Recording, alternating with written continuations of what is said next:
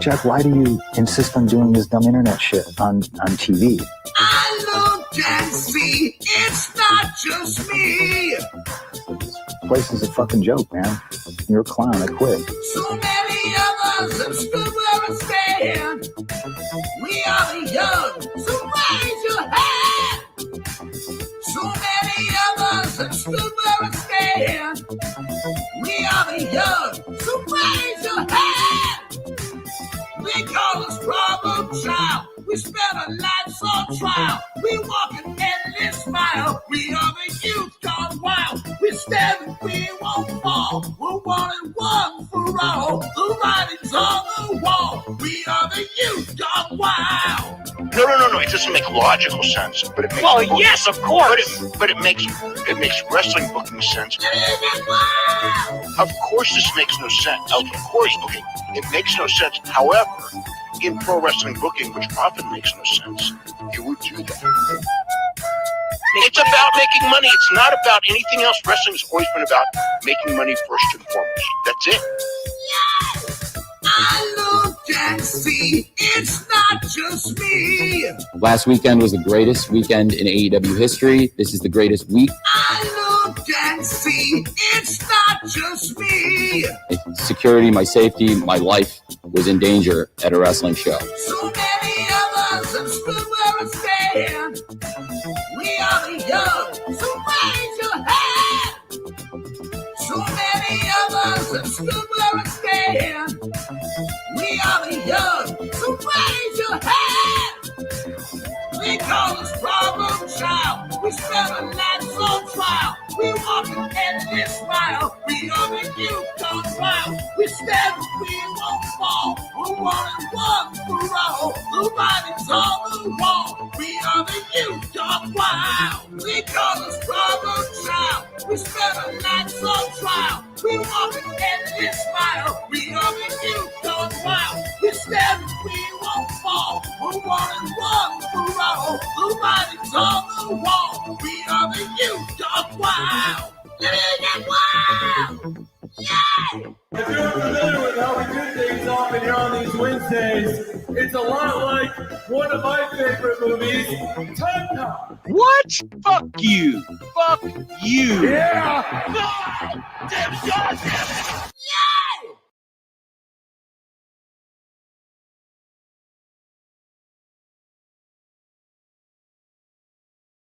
What do we got? Super Day, Pro Wrestle Clips. Tony Khan has Camille and Megan Baines sitting at home being paid since 2023 for nothing. Come on now. It's not going to be the pot calling some kettle black on that one. Truth is the truth. Becker was more over than Monet. Yes. I'm sorry. I'm reading slow. Vacker was more over than Monet and is going to the big times. Absolutely. And I said that. I think I covered that show. In fact, I know we did. And I pointed out, I'm going to go back and listen to my own comments. But I did make a mental note, and I think I did point out that I thought she looked really good because I had never seen her before. And now that you pointed out, I don't want to say she looked better than Mercedes, but I think the expectation was a little higher for Mercedes, obviously. And perhaps Stephanie exceeded hers and perhaps Mercedes didn't. That's my take on it.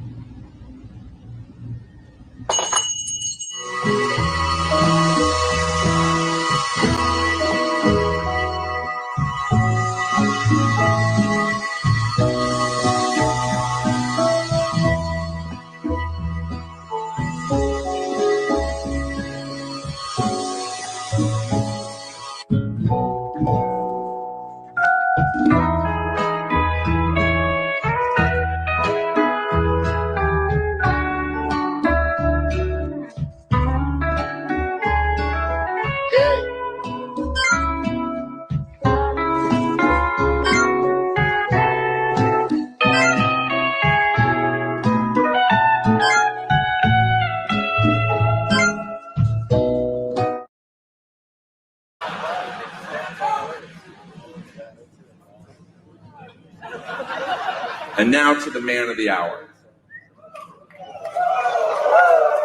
Can someone get him a vodka with Metamucil? Blonde, great in-ring wrestler, great on the mic, a womanizer, 16-time champion, but enough about Kurt Hennig. Ric Flair has been paid millions and millions and millions of dollars by Vince McMahon, and he didn't have to fuck him.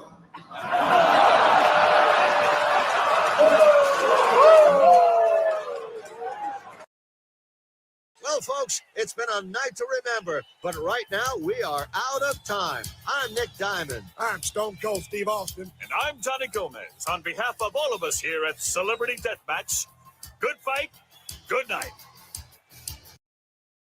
By Pro Wrestling Clips.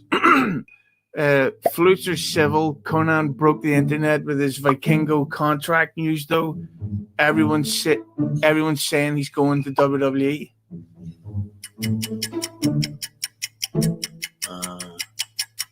Well, they can say whatever they want. That's not happening right now, that's for sure. Apparently, Maeda would go all over the world, and he would challenge people in circuses. That's where you fought. Dude, he was having MMA fights all over the world. He was famous. This is what Jean-Jacques told me. I think Kano was his master. Apparently, something like they didn't want him to take these fights in these circuses and stuff anymore. So he took a fight in Mexico, and he wore a mask so he wouldn't get busted. And he was the one who started the mask wearing in pro wrestling. Maeda started it. Was it what they call it? That's what Jean-Jacques told me. Libre? I'd be remiss for my friend if I didn't ask you about Fallen Angel. So the Fallen Angel is a performer named Chris Daniels, and Chicago guy. Yeah. And was brought out to Los Angeles, and he had the daunting task of taking someone like me who couldn't move and trying to teach them the basics, how to move, the basics of the business. So, hairline. I have Paul London imitating Aubrey Edwards. You want to watch that video? You want to watch that? It sounds funny. Like, I don't know. Those words strung together sound hilarious to me. So, let's get into this and see if it'll pop us or something. I popped us already. We're already popped. Okay, so here on X, formerly known as Twitter, still known as Twitter to many, we have Paul London imitating Aubrey Edwards, and he's here with James here. I don't know who that is. Rene Dupree, shout him out, and Ace Darling. That's a fucking throwback. Ace Darling. I think he did dark matches for like ECW and WWF back in the day, but never really made it. But shout out all you guys. Shout out Paul London. Here is Paul London imitating Aubrey Edwards. Shout out Cafe du Rene Dupree. Yeah, she was like, "You don't recognize me, do you?" Right. Or something like that. She's like, "I'm only one of the most famous referees in professional wrestling." And he was like, "Oh, I don't really watch WWF anymore. Like, I haven't watched it a long time." She's like, "WWE, please." I wrestle for I'm a referee for AEW. It's the newest shit. If you don't know it, then you need to go check it out. Oh no! Oh no! Oh no! And oh no! And then he was just like, yeah. She was like, oh my god. London just bodied her, bro. My word. Oh god. Look what a fucking Paul London story. Like fucking at one of the gathering of the Juggalos, he tagged with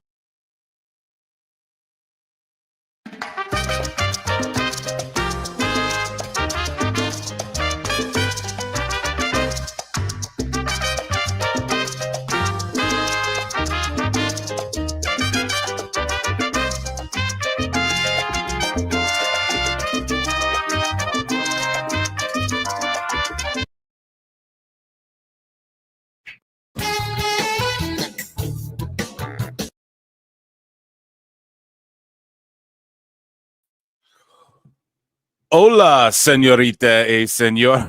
What's happening, guys? Welcome to another eclectic edition of PWT Live Show Road to WrestleMania. Yeah.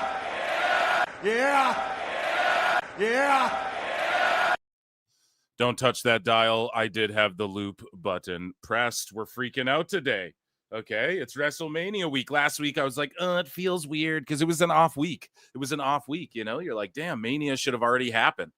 But then, like, you catch that wave. You're, like, seeing the news. Triple H is making the podcast rounds. It's Mania week here at PWT, and I'm so excited for realistically the next, 7 or 8 days, right? Because the Raw after Mania counts as well as part of the whole damn thing.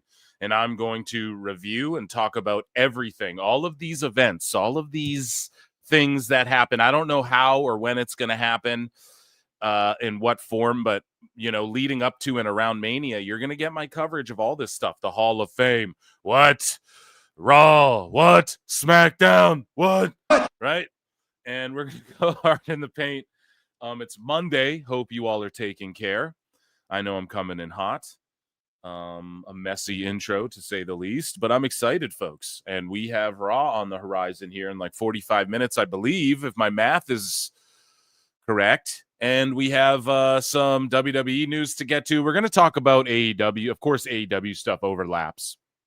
We'll talk a little bit more about AEW stuff Wednesday. We'll save it for that. Also, I have a podcast with Alfred Konuwa that is going to be my WrestleMania preview show, okay, officially, and that'll be pre-recorded. That's going to come out on that'll be this week, obviously before WrestleMania, okay, and we didn't record it yet, but we are linking up to do it. And so that's going to be awesome. And that's where, again, I know last show I really kind of dove into my thoughts, but I'm going to really, we're going to get Alfred's thoughts and we're going to mix it up. I'm also going to get his thoughts on the whole Swerve parody that he, and a bunch of other stuff that's going on. He's always a topic of discussion. What else? So Jeff Cobb got scooped up by Triple H, seemingly. We're going to talk about that a little bit. Brock Lesnar seemingly confirmed he's retired, or it's an elaborate swerve because Cody Rhodes just name dropped him on SmackDown or whatever. So we'll see. What else do we got? Rhea Ripley broke the internet. This is the last Raw before Mania. We might have some Dave Meltzer if there's time. If you guys notice on the bottom right of the screen, if you're watching, if you're listening, hello. But if you're watching, I changed the GIF. I was editing clips and I was like, holy shit, that Meltzer face moving constantly is so, like, it was hypnotizing me, Now maybe that was maybe that would have worked to my advantage to leave it and just let his tongue hypnotize you, but I don't know. I had to switch it to just a still picture so I didn't go insane.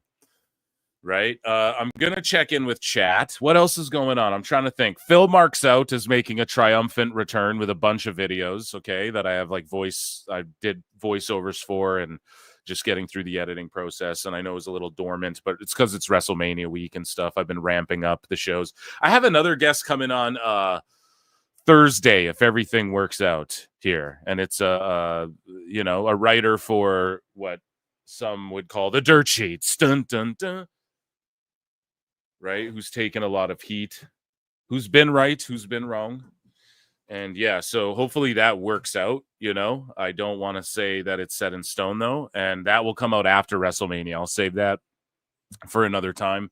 And then what else? Patreon super chats are welcome. You can become a member for 99 cents and just subscribe everywhere. Hit the like or hit the dislike, leave a comment, whatever. If you're over on X, if you want to, come on over, baby, to YouTube. It's a vibe over on YouTube. Okay. Also, tonight on Raw, it should be noted, everybody needs to. Well, let me check in with chat, and then we'll get to what is going on at Raw tonight, because I don't think much is known other than Roman's going to be there, right? I think there was a couple sites that were last minute before I went on the air, like, oh, here's what to expect, and it's like, well, I don't want you to tell me what I should expect, bro. No. Okay. Can we get the sorry, I'm skip Rabid Wolverines LC Killer 17 for 5 says WrestleMania is not started yet, but the IWC sickos are already mad and complaining. Yeah, they're going nuts. They're going absolutely bananas. BANANAS. We're gonna cover that shit more on Wednesday, okay? Just because it's more topical during Dynamite. Let's be honest, And by the way, Rhea Ripley has broke the internet again. Yeah, I know. You guys saw it. Thirstcast. And yeah, I didn't have so all this Jeff Cobb stuff would have made the title besides the Rhea thing, but I set the stream up last night or this morning, I can't remember, like early this morning. But when I did it, like this Jeff Cobb stuff was like the news had just broke basically that he vacated the titles and he was dipping out. And we had covered on the show. I was like, yeah, I don't know. He's kind of dispelling this WWE stuff. And I was like, I don't know why the dirt sheets went so hard. That's curious, right? We'll keep an eye on that. Well, boom. He just vacates the belts and dips out to WWE. It's pretty fucking crazy, man. But good for him. He's 42. He's got a fine window. He can't pass up the opportunity. Like with Omos, him vacating the titles and Noah, that's kind of fucked, but he is like a special attraction giant to where you don't want him to get beat, but you need him to get some experience in Japan. And there's no one in Noah who you look at and go, yeah, he deserves that win, So I get why they vacated that one. The Defy Ricky Starks one, I get why he vacated that one. And your boy Phil was standing up for him hard when people were going at Ricky for vacating that Defy championship. And it's like, look, bro, he got fucked around and people are clamoring for him in WWE. So again, he cannot waste that opportunity. He cannot do it. He can't. And nobody bitched at Kenta for doing the same thing when he dipped out to Noah and dropped the belt to Ricky. Now, provided he dropped it the right way, but then Ricky vacated it and they only had Ricky come get it because Kenta had to dip out. And then Ricky fucking was like, I'm not missing this opportunity again. I'm so sorry. And then that's the same with Jeff Cobb. He gets the call and then they're like, oh, we'll give you the tag titles to try and keep you around or whatever. And he's like, I don't give a shit. I gotta go. It's 40. I'm 42 years old. Okay. I gotta go to WWE. And it's not a big deal because they're going to be working with New Japan. Meltzer's like, oh, maybe it was The Rock, a grand conspiracy. They could be related. I think they're two separate things. I just think that WWE are after all the international guys and they need to beef up the heel side of things. And especially when you have guys like Punk who are sort of tweeners, but at the same time, he leans more babyface. And even a Seth, like let's say Seth does turn heel on like Punk or Roman or something, quote unquote turn heel at Mania. Are people not going to sing a song? There's going to be like half the arena is going to agree with whatever the fuck he's doing. So yeah, I just think that pardon me, I just got distracted for a second here. I'm just checking out Netflix.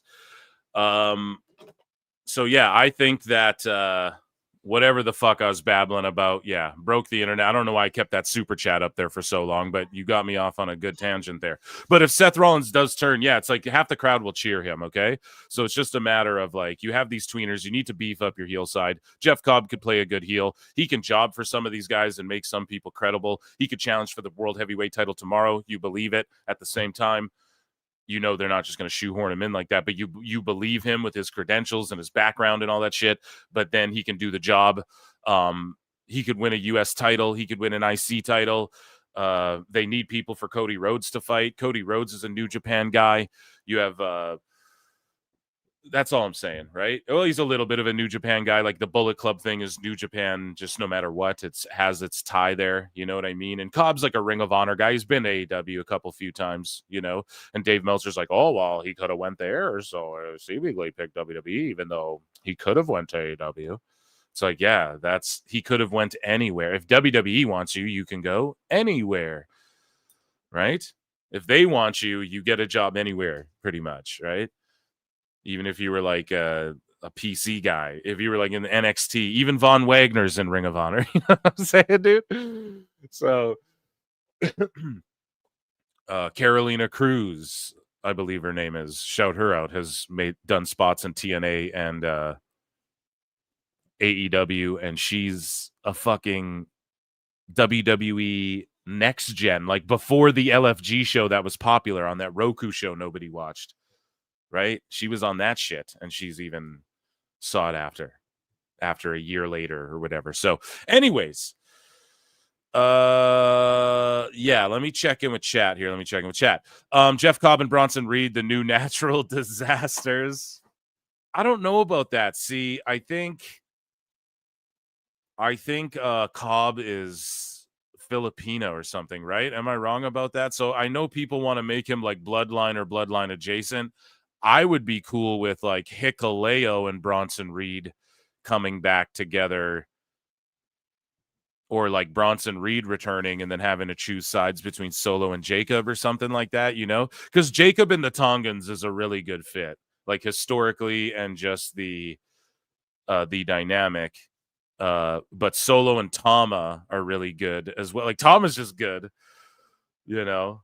And then so it's like, where's Bronson and Hikuleo going to fit in? I know they're saying NXT, but I don't think they'd have kept him secret this long for just NXT. Like, I feel like they kept him secret this long because it's going to be like a Braun Strowman, where Braun Strowman had done like one NXT live event and then he appeared as like a rosebud once or twice, right? But then he just like debuted on the main roster, even though he's kind of green, but he's a big dude. And Hikuleo, I know, like, if you think to him on AEW, you think of him as like a tall, skinny dude, but I'm telling you, if he's in that WWE shape, like I'm sure he's in, like Tama Tonga got in, like Jacob got in, like the Usos have gotten in, like Roman's gotten in, Shreddy Eddie, right? We talk about it all the time. If that's like, if he's doing that, then he's going to look gargantuan when he comes into WWE. So maybe NXT is the road for him, but yeah, I don't know. A lot to think about, a lot to digest. Excellent. And guys, yeah, so Kaiju number 9 and 8. Hell yeah. Isn't that a show? Kaiju number 9 and 10. The show's Kaiju number 8. Yeah, sorry. My dyslexia like inserted that. Moose Knuckles here. Cobb and Reed. Yeah, it would just be awesome. Just like you're a Kaiju team. Exactly. But some people are like, he should be in the Bloodline. And I'm like, I don't think you have his ethnicity correct. I'd have to research it again. I am no chat jobber, people. What's up, Emperor Kenbot? D's here. Everybody's here. Okay, let's get into some Raw stuff. Let's get into some WWE stuff because we got like half of an hour. So what is Roman going to do? I guess we'll fantasy Phil Marks bookmarks it. Here we go. I don't know. He's going to cut a promo. They're all going to brawl. I don't know. They're all going to brawl. We heard from Punk. We heard from Seth. Maybe it's like we hear from Roman now to sort of sum it all up. And maybe they all brawl. They all get physical, because John Cena and Cody Rhodes won't. No, I think they get really physical on the SmackDown before Mania. And I'm not talking like hitting moves on each other, even though we were wrong. Like, you know, Cena hit a crossroads, or whoever said that. I think someone was on the show and was like, oh, they won't touch. But yeah, like Cena ate a crossroads. But maybe Cena, they just do like a quick blade job where Cody Rhodes like gets color or something and Cena just bloodies him up right before Mania. That could be cool. Or maybe they're not trying to hotshot all that shit because they just did that with Jimmy on Raw, but different brands, but everybody crosses over anyway. So I digress. I think this one we have to see some physicality between more than like Bianca and Rhea and Io. I think we need to see it between Seth and Punk and Roman again, and then Cody and Cena can throw down on SmackDown. And what else could, I don't know. I hope we see El Grande Americano. Chat, is there anything announced that I don't have pulled up? Like, this is all I could really find. I don't think it really matters too much here. It's the Raw before Mania. Who wants spoilers, right? Who wants to know? Who wants to know about me? So keep your eyes peeled for, here's like our guy, boots on the ground 626. Now, not on the hard cam side, not right behind commentary, but right next to like where Alicia Taylor's gonna be at and shit, basically. So expect to see Flutes in the chat on Netflix tonight. Dun. Julia Gulia, where are you at? We need the fucking boom boom from Netflix, right? I don't know if they can strike you for that sound. I think you can get away with it on YouTube. I don't know about Twitch, man. I met up with Plenty and Pixel Art last night or the night before. I don't know. My kitchen exploded, but we talked about Twitch, setting up the Twitch, and goddamn, everything was just not going well. So I'm going to stream on there more, but it's just going to be very amateurish, and I need mods. So people I can trust who understand Twitch, hit me up. Okay, but yeah, there's our POV tonight here, and we'll check back in with boots on the ground in a bit. Let's get into some breaking news. I'm gonna check in with chat again though, because I'm just curious. I asked you guys like a few questions, I feel like, and and if you're over on X, please come on over to YouTube where I can see you on chat better, or you can chat on X. I mean, we do see it, but yeah. Oh, George is in here talking about the likes. So what are we at here, guys? Yeah, on the Clips channel, I expect 100 likes on every goddamn live show. And I appreciate it. Let's talk some LFG a little bit because I watched that. We got some big stuff coming in the Discord. Oh, do we? Lincoln's over there running ball in the fucking Discord.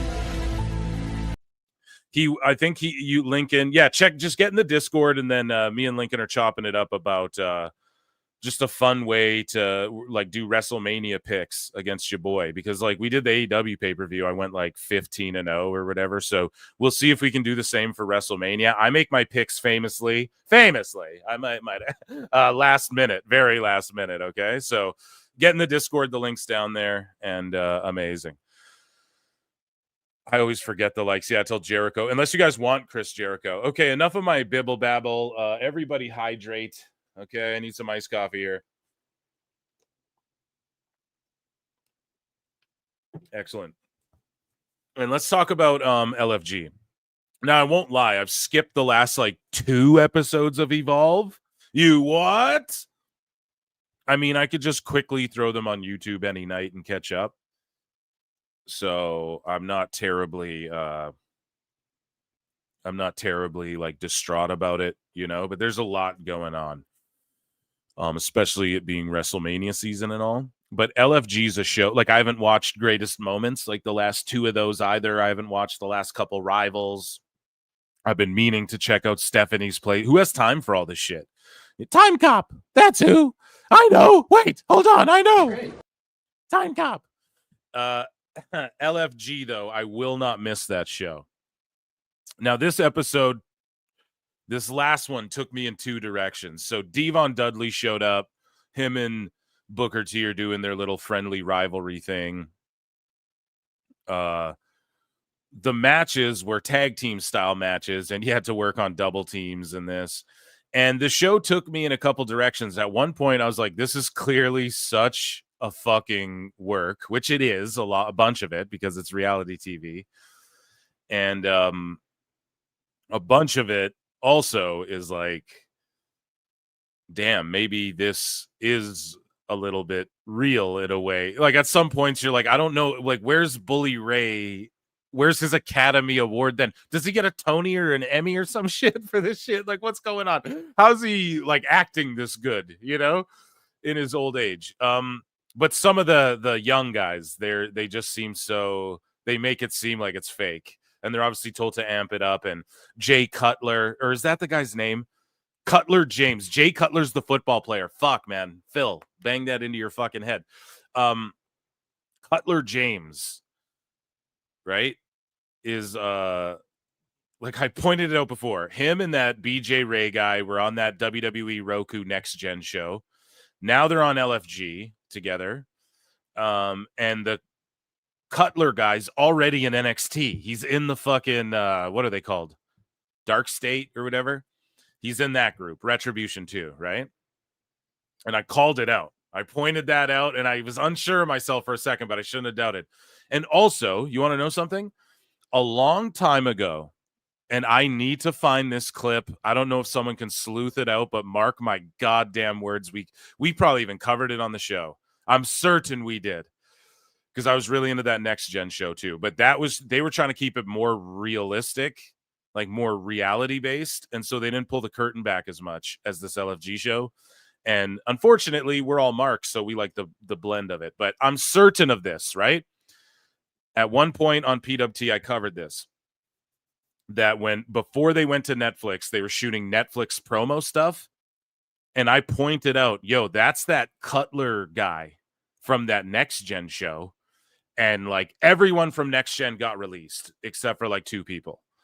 Right? It was BJ Ray, Cutler, or actually a few. That Xena Sterling girl is on that show. Maybe a few of them, right? And I found out, too, that one girl on the show, LFG, the Dumas girl, I forget her name, whatever Dumas. She has the same last name as Lita. That Dumas girl is like Ava Reigns, like The Rock's daughter's girlfriend. So a little nepotism. No, I mean, that's going to happen, right? They're all working together all the time. But yeah, so this is much more of a work show. I pointed it out from the first step. I think people get that. I don't know if I'm drilling that home too much, but it's a work shoot, brother. But all reality TV is. And instead of like tricking people into doing things like, you know, the Jersey Shore, let's say, the producers put them in situations and get them blacked out drunk, and then Snooki gets punched in the face, right? For a shoot, right? And then that's real, and you're like, oh shit. These people are like in on the work. And I don't know if like Cutler or whatever knows, or BJ Ray, I don't know if he like knows how hard in the paint Bully was going to actually go on him on the show, or Mickey James was, but they had to have planned the walkout and all. That's pro wrestling, right? So I don't know. I just enjoy the show for that reason. You know, I think the ratings prove that. Somebody, may have been Evil Dose, posted like week over week, they're getting like 10% more viewers each week or so. I don't know. It's a can't miss for me. And also it comes on Crave. So in Canada, we have Crave, which is a streaming service. I think it's like Warner Bros. Or Max or whatever, an extension of that, which no, AEW's not on there. I checked. And yeah, they have these shows that go to A&E or whatever. I guess they go on there, and Dark Side of the Ring. All the Dark Side of the Rings are on there too. So shout out Crave in Canada, buddy? But yeah, LFG ultimately, Devon picked someone for Bubba, which I didn't think was the right choice, but he's going to hold it down for his guy. And then he picked, I agree with Booker and Undertaker. Like their guys' tag match was really good, you know? And that BJ Ray guy's like hilarious. He's going to be, it's almost like the Miz, but the 2025 version, you know?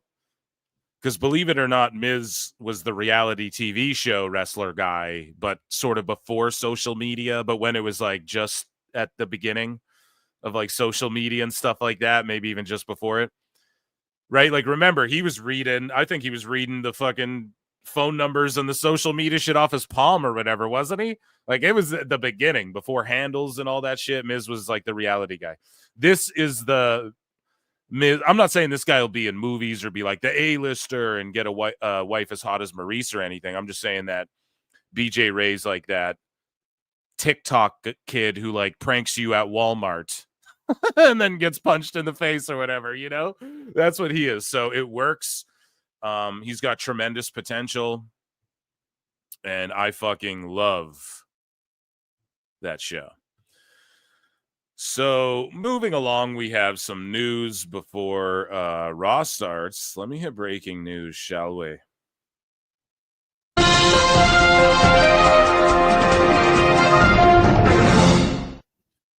So Stone Cold is headed to the WWE Hall of Fame one more time, right? So a two-timer. Let's check it out. Hey, what's up? It's Steve coming to you from the Broken Skull Ranch. I'm out here in the horse barn and I'm hanging out with Pancho. And Pancho is dead asleep, and I'm probably wishing that I would keep my voice down. So anyway, I'm just making this announcement that I'm really excited and honored to be going into the WWE Hall of Fame for my match with Bret the Hitman Hart at WrestleMania 13 all them years ago at the Rosemount Horizon. And it goes in as an immortal moment.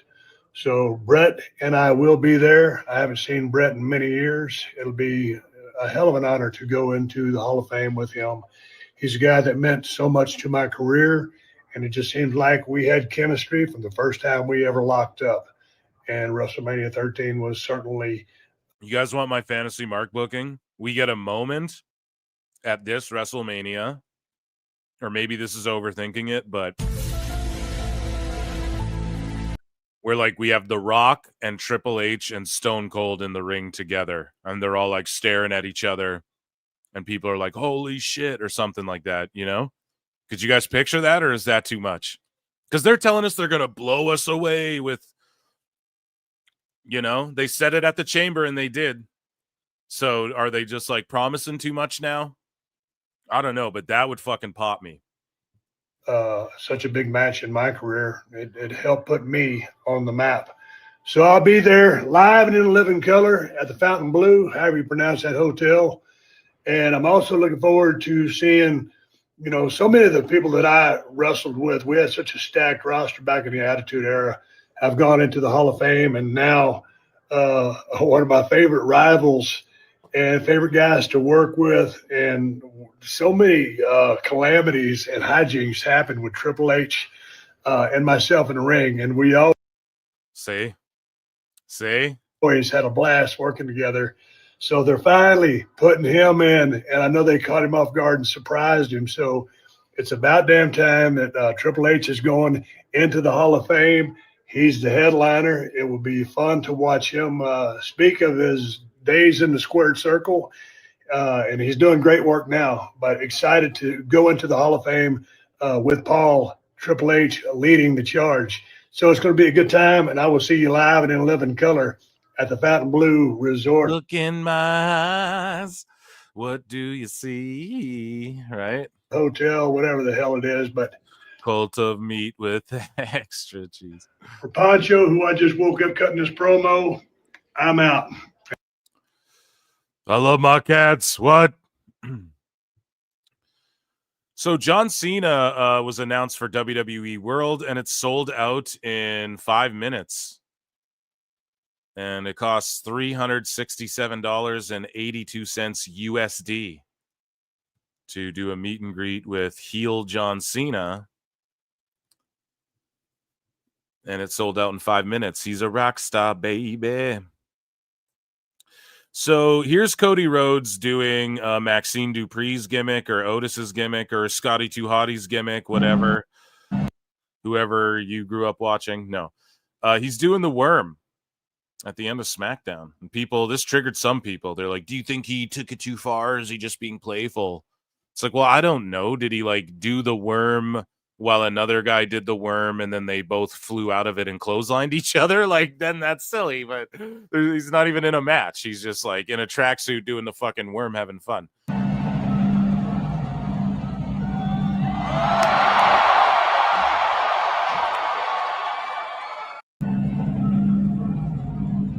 Yeah, I don't know why people are triggered by this. You know?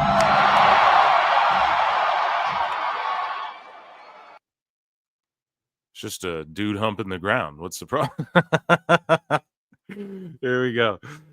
So moving along.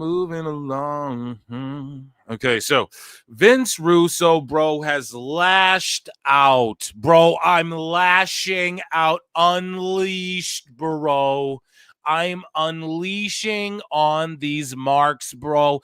I'm castrating them. Like, bro, they're like cattle. They're like full-grown cow. I'm castrating them, bro.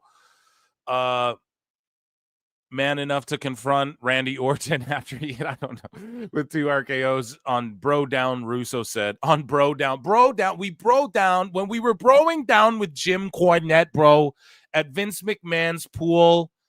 And I came up with the Montreal screw job. He said Randy Orton paid to hit him with the RKO, bro. He paid him twice. He paid him in advance.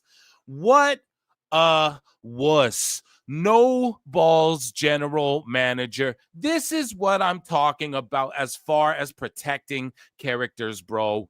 When Mae Young gave birth to that hand, bro, we took care of Mark Henry and all of that. Bro, David Arquette, when I won the World Heavyweight Championship, bro, I'm the World Championship Wrestling Champion, bro. Nick Aldis did the same is the same exact size as Randy Orton. He's supposed to be an authority figure. He gets RKO twice.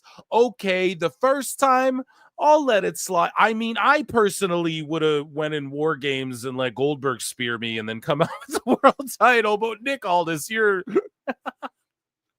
fucking Vince Russo, man. He's such a Melvin. You RKO me again. I'm going to let it slide. I'm sorry, bro. It makes Nick Aldis, the commissioner, look like an absolute pussy, bro.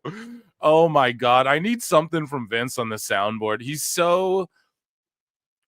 Thank you, fuck you, bye, boom. He's just generationally, hilariously bad. Has bad takes for generations, you know? Here we go.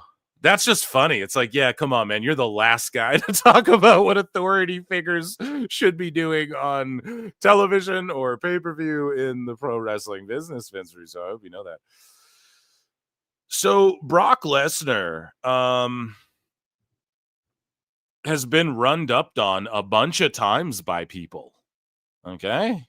And asked, like, hey, when are you coming back? And he's like, maybe I'm thinking about it, and da-da-da-da-da. I actually know someone who ran up on him and asked him. And he's like, I'm just chilling. And so this guy says, he posts a picture with Brock, and he goes, did you ask him if he was going to come back to WWE? And he said, I did. He says he's not and that he's retired. Now, Brock went from being like, I don't really know, to now being runned up on and saying, nah, I'm fully retired. Meanwhile, Cody Rhodes name drops him on SmackDown. Now, that could either mean we're being uber swerved, or that could mean that it's just menial and nothing, and they're like, yeah, he's retired. So it's like, imagine you beat like Hulk Hogan or something, 20 years ago, and you're like, oh, I beat Hulkster or whatever.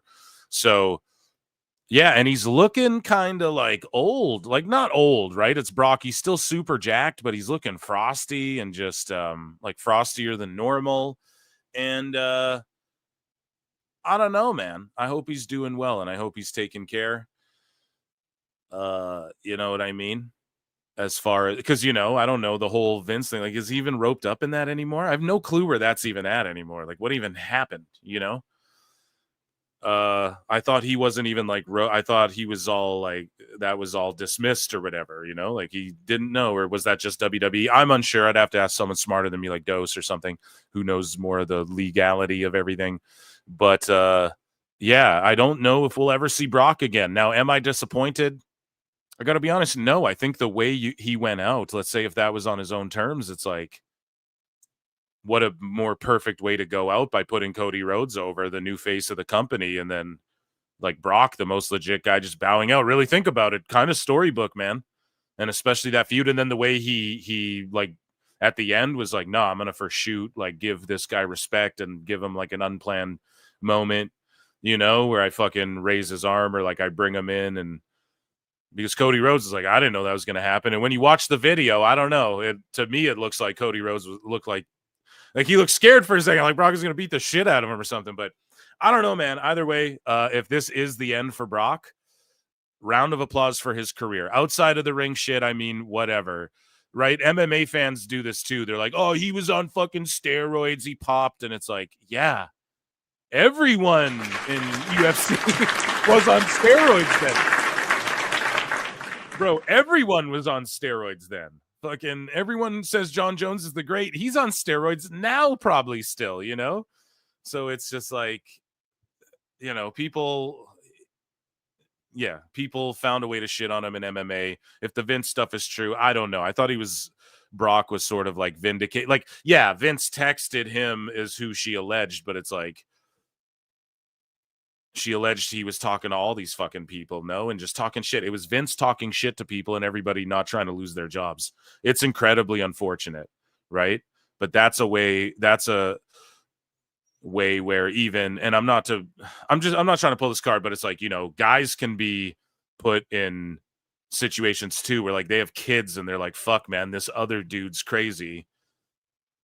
That's fucked, you know, it reflects poorly. And I don't know what people expect, like everyone to just blow up and you know, they got Vince out the way they could, the legal way, and by voting him out and doing everything they could on paper to make sure he couldn't like weasel his way back in. We should be happy, but that should speak volumes, you know?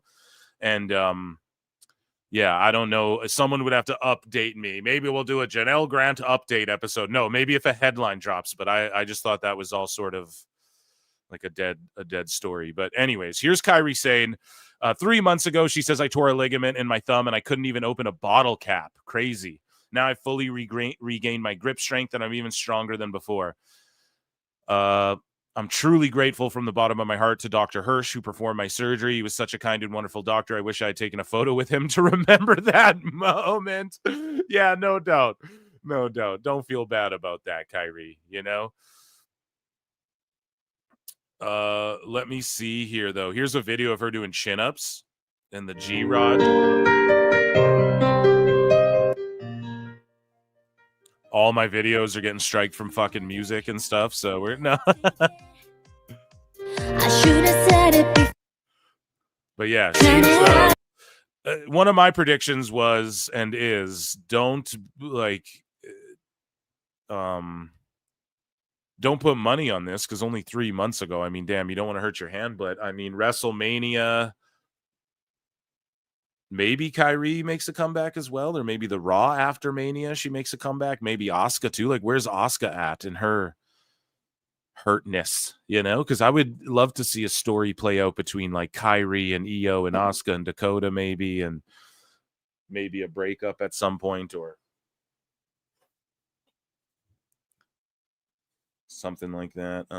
But yeah, I like this song. I should have said it before.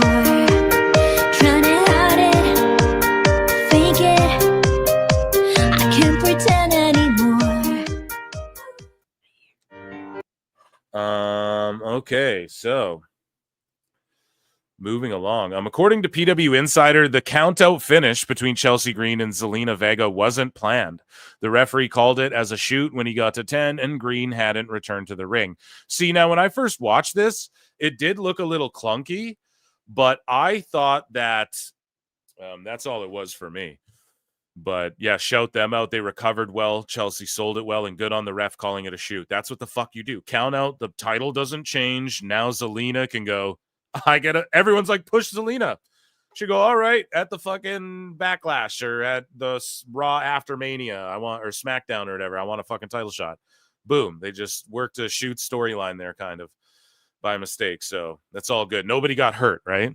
So, and it didn't look bad. They sold it like professionals. So, and that's what I mean. In WWE, it feels more sports-based too because everything feels like a shoot, you know, whereas in AEW, it's so overly like, you know, they're working together and then Moxley gets impaled and it's like, fuck, you know?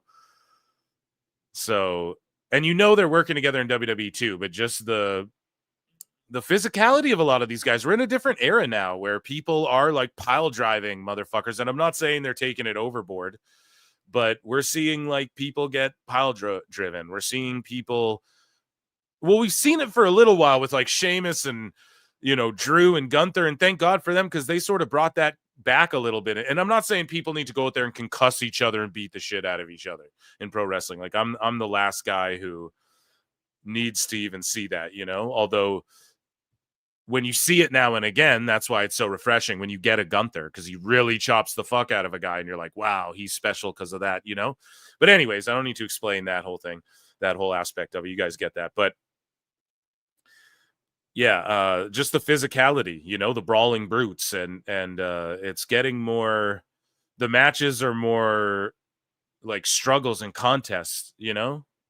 Someone said that, like, Will Ospreay, yeah, I covered it on the show. He's like, AEW's more sports based, and I'm like, nah, dude, no. Like, show someone WWE, then show someone NFL, and then AEW or whatever, and ask what's more similar. If they had to pick between two of the three, you know, like presentation wise and shit. Speaking of the brawling brutes, though, Ridge Holland is getting hated on by sickos, man. This guy's like, genuinely fuck Ridge Holland. They should have released him when he injured Big E. And that should have been it. Get that walking workplace accident out of WWE and out of sports entertainment. And then Andre Chase. This guy here says, Andre Chase is a Timu Sad Corman. Thea Hale hasn't been on TV. Duke Hudson was released. Riley Osborne was moved to Evolve. Ooh, so you, sir. It's not a very nice comment, is it? You're thinking about me, though. I'm in your head, though. Living rent-free, though. Oh, and one more thing. You're a virgin. Say that, lad. That's how you fucking heal on social media. That's how you heal on social media right there. As I get Netflix on. WWE fans are the smartest fans. So George Capture brought this to the show a while back. Okay? And allegedly. No, according to this research, the remote IQ tests. Now, here's the thing. IQ tests are fucking, like, a lot of them are like these internet IQ tests. Is that what this is? I'm not shitting on this at all, right? Like, I think I'm intelligent. No, I'm a dumb fuck. But we, you know, we as wrestling fans, we do have to think about the sports element and the statistics and all that, especially in the age of the internet. But at the same time, we have to factor in like story elements, remember plot points, remember characters. Whereas in hockey or football or something, like that's a shoot, not so much. I'm surprised MMA fans weren't, unless they just didn't rank. Because MMA fans as well, like a lot of times, you know, you have to remember, well, you don't have to, but you know, a promotion will put together a fight and you're like, well, these two guys fought in the regional circuit, but this guy was 5 fights deep and this guy made his debut and it, you know, like, you know, it serves you to know that type of information as well, or it adds context or like a little bit of beef to the situation or whatever, you know, you can tap into like, oh, they had a rivalry back in Bellator or whatever the fuck, right? But either way, baseball fans had 101.30 IQ. NFL fans had 105.90. Basketball had 110.70. Ice hockey had 112.30 IQs, and wrestling had 112.6 IQs. That's awesome, I guess. But psychologists administering the test have therefore suggested that watching wrestling and keeping up with the characters, storylines, and wrestling moves can increase intelligence in some capacity. Verbal, mathematics, logic, and visual, and has confirmed that the very smartest sports fans are those. And here's the thing. Wrestling fans are more closely connected to like comic book fans, I'd say. Like the people who watch wrestling and also like football are like the, for instance, are like the, who are like hardcore wrestling fans, I would say, are the rare subsection of football fans that are like diehard comic fans, a lot of them too, and stuff like that, you know? But there is the casual overlap. But you know what I mean? If we're just circling out like those folk, like there's a lot of nerds who like wrestling. It's real life comic books come to life. That's a way that it's been explained to me, and I've explained it to people in the past, you know? So I could see that too, like just if we're talking like, oh, your classical geek nerd guy who's like good at calculus and good at all of that sort of, maybe sure there's more of them who keep up with wrestling than let's say hockey, where you can literally just drop your mitts and start fighting. But you know, I could fucking see that if I'm trying to rationalize this test. But again, I'm not like, where did this come from? You know, I'd love to know. And I'm not shitting on wrestling fans at all. I'll believe it. I'll take this as a dub-dubby, you know, for us. But yeah, shout out wrestling fans. We're fucking super intelligent buds. You know? I don't know. Let me check on the chat. Sorry, I didn't mean to. I don't know if these are coming up or what. Yeah, my StreamYard's acting funky here, doggies. Let me see. Miss October 30, just stopping by. I did a 3-mile walk this morning. Good for you. And just got off a work meeting. I will be missing live show and Raw. Love you guys. Yeah, love you too. Make sure you take care of yourself and stay active and drink lots of water and shit. Yeah, my super chats. I'm so sorry. MBDBDBF. Cena photo is $376. Just paying for my photo with George. Fair enough. Yeah, this didn't come up in my super chat area, bruv. I don't know what's going on here with StreamYard today. It might be acting a little funky, which wouldn't be the first time. We have over 300 people watching.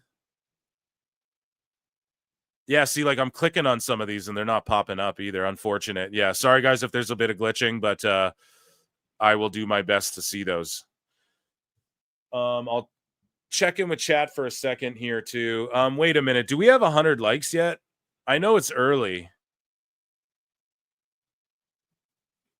But I'm checking on the Clips channel because we have well over 300 people watching. On X as well. Come over to YouTube. Now we're at 54 likes. 1 minute till Raw kicks off. I do want to play Jericho for you guys. Here, just listen to this music for 1 second.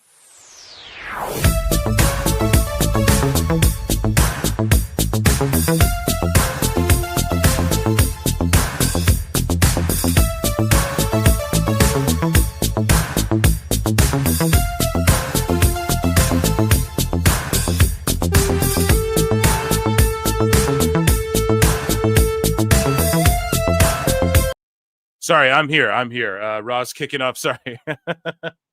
Someone just came to the house. I'm like, oh, shit, I have to check the door quickly. It's all good. Just a neighbor.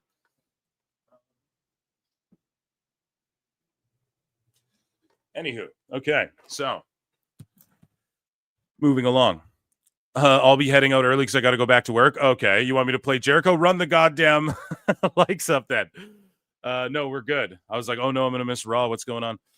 Okay, here. So moving along, Tom Brady teases at being at WrestleMania 41. I'm all discombobulated here. Okay, Netflix is good. So Tom Brady teases being at WrestleMania 41. I may be there. It's amazing what's going on there, and it's amazing what's happening with WWE and all the different things surrounding that. He told Fox News.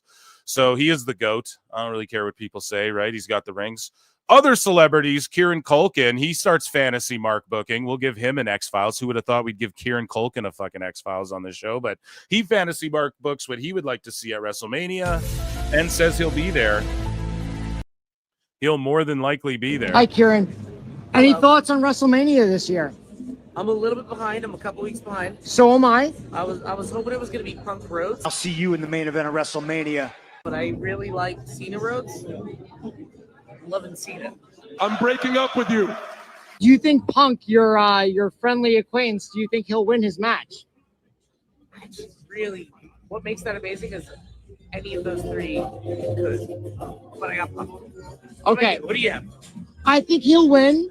I'm sorry that you won't be there to see it because you've got this show, this great show. Thank you. But we hope that we'll see you at SummerSlam in Jersey. I'm going to go to that. Let's go. Confirms he'll be there. So Rhea Ripley broke the internet as Raw gets on the air, and I'm just going to leave that there and play this music again. No. But can we get a yeet for Jey Uso and Rhea Ripley, ladies and gentlemen? Breaking the internet. Okay. We'll just leave that there as Penta comes in. Doing his little thirst walk, and there's Rhea Ripley. Ladies and gentlemen, round of applause for Rhea Ripley, ladies and gentlemen. That's the segment. That's the segment right there. Amazing stuff. AJ Styles and The Undertaker's meme is featured in the movie Drop.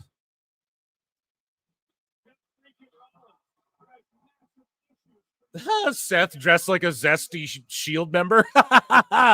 Drop. You are not in control. Holy shit, he's dressed. Seth's dressed like a zesty Shield member. I gotta tweet that out.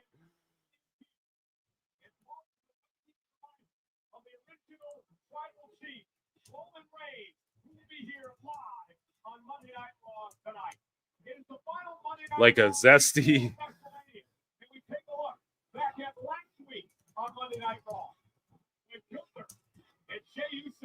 Sorry, guys, I had to tweet that out. That's too funny of a line.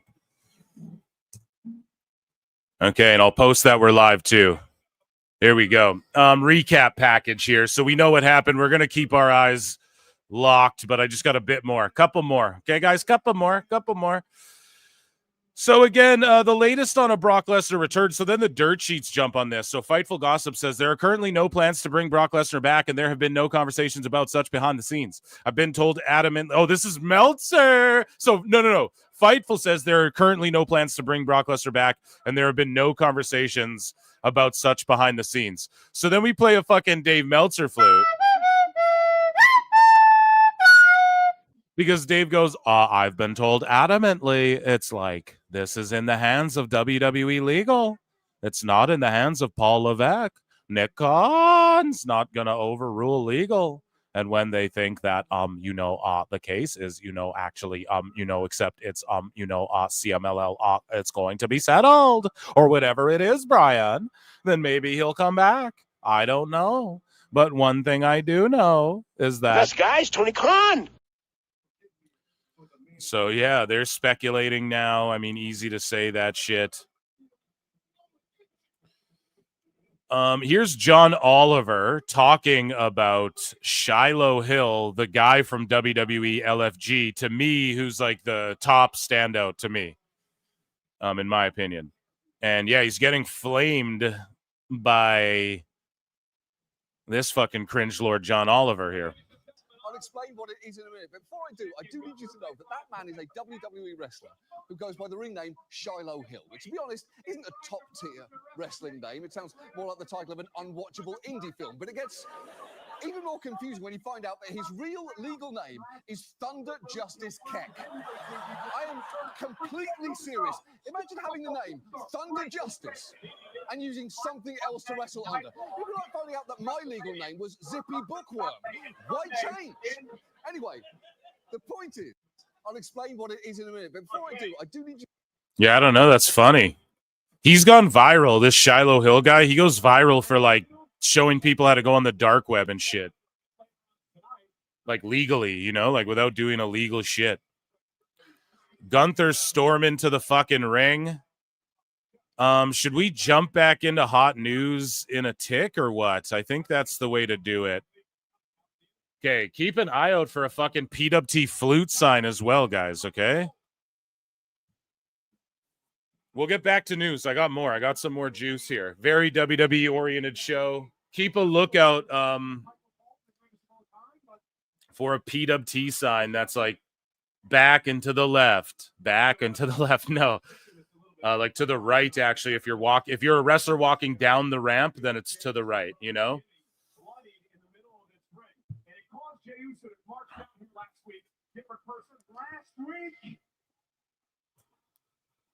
Oh, yeah, Gunther's got good heat. Let's go.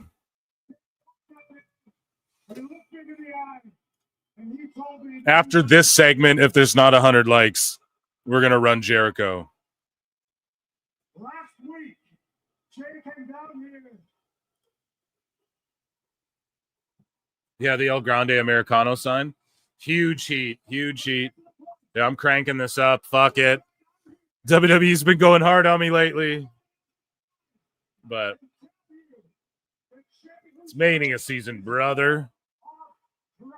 I'm just going to keep babbling. Jay's full of crap.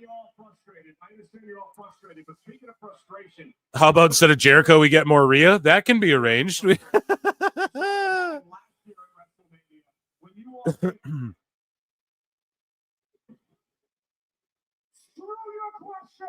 Screw your question. Dude, they're yeeting all over the place, and everybody's talking all this shit.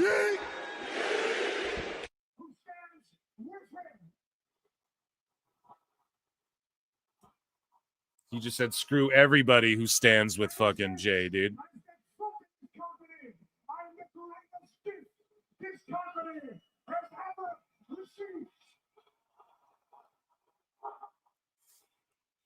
Damn.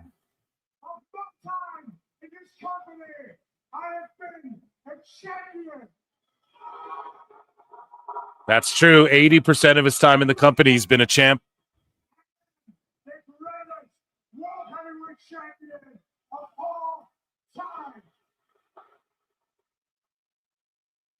Put Rhea pick in the corner. Jesus Christ. You thirsticles.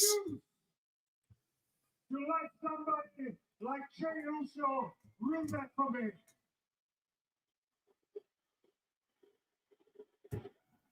Yeet, yeet, yeet.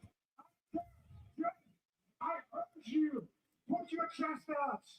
Walk into WrestleMania with more confidence than you ever had. There you go, you thirsticles. It's her own Twitter, so you guys go and support Rhea Ripley, her own X account there. You still can't lace my boots, and I will still put you down for a fourth. Just don't say anything too gross, you fucking pigs. No. There, just a taste. Just a daddy magic taste. Okay, we'll keep it around. We'll keep it handy. But we're listening to Gunther Cook. Mine's out of the fucking gutter, and mine's in the Gunther. Okay? You sick freaks? You wackos? No. I knew it wouldn't fail, right? Bringing it to the show. It's a low-hanging fruit, but I mean, goddamn, there was no news until the Jeff Cobb stuff, I assure you, okay?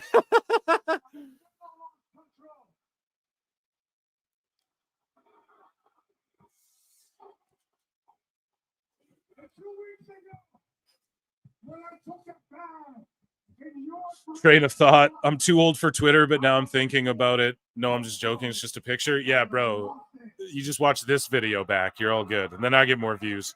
I kind of hope Gunther does in, even though the Yeet Mania would be something to see. Yeah, I agree.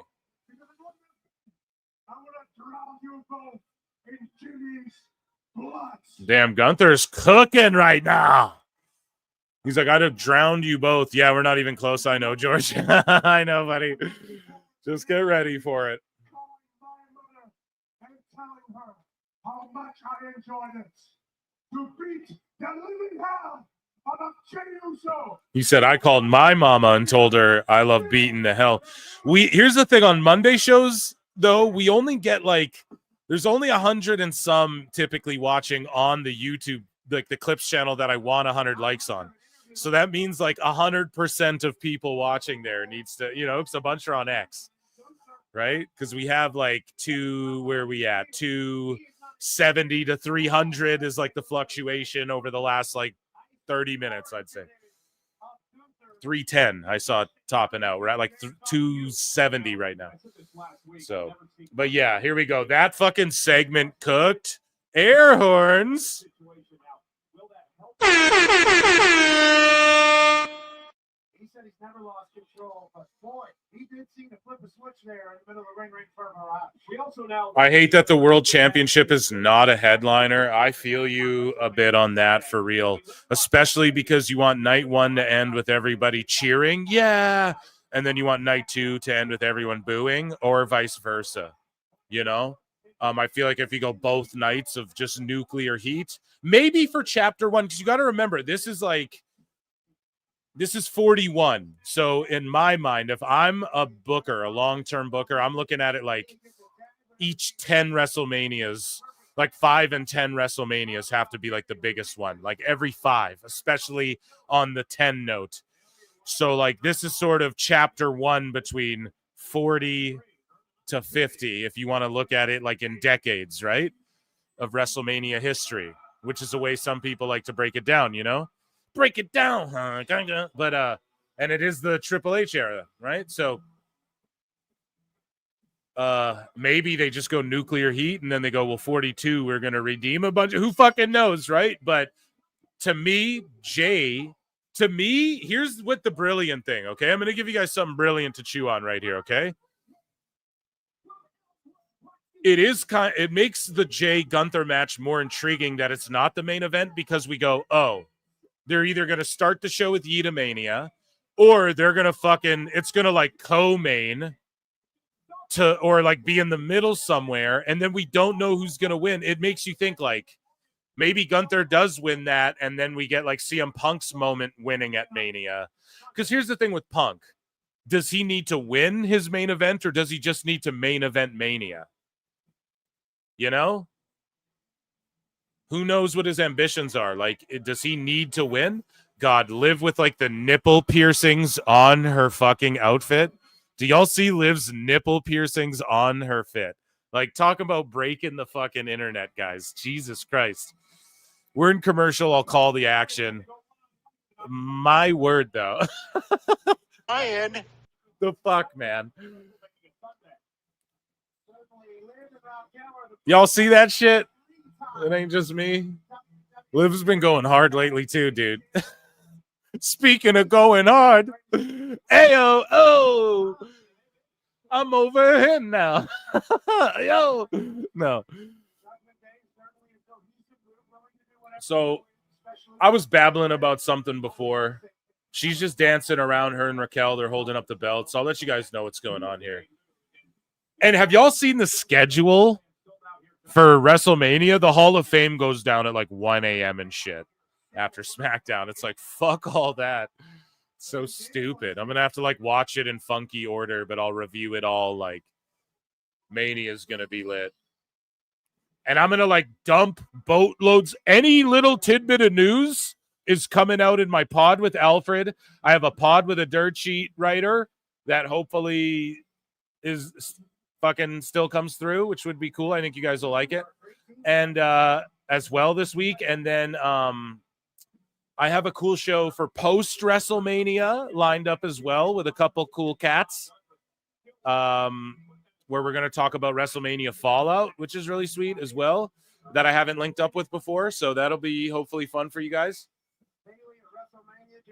And yeah, so I'm going to just stuff every tidbit of news and every review I can. Like, I'm going to stuff and try and fucking clip it and get it out ASAP for you guys too, in clip form for those of you who like the clips.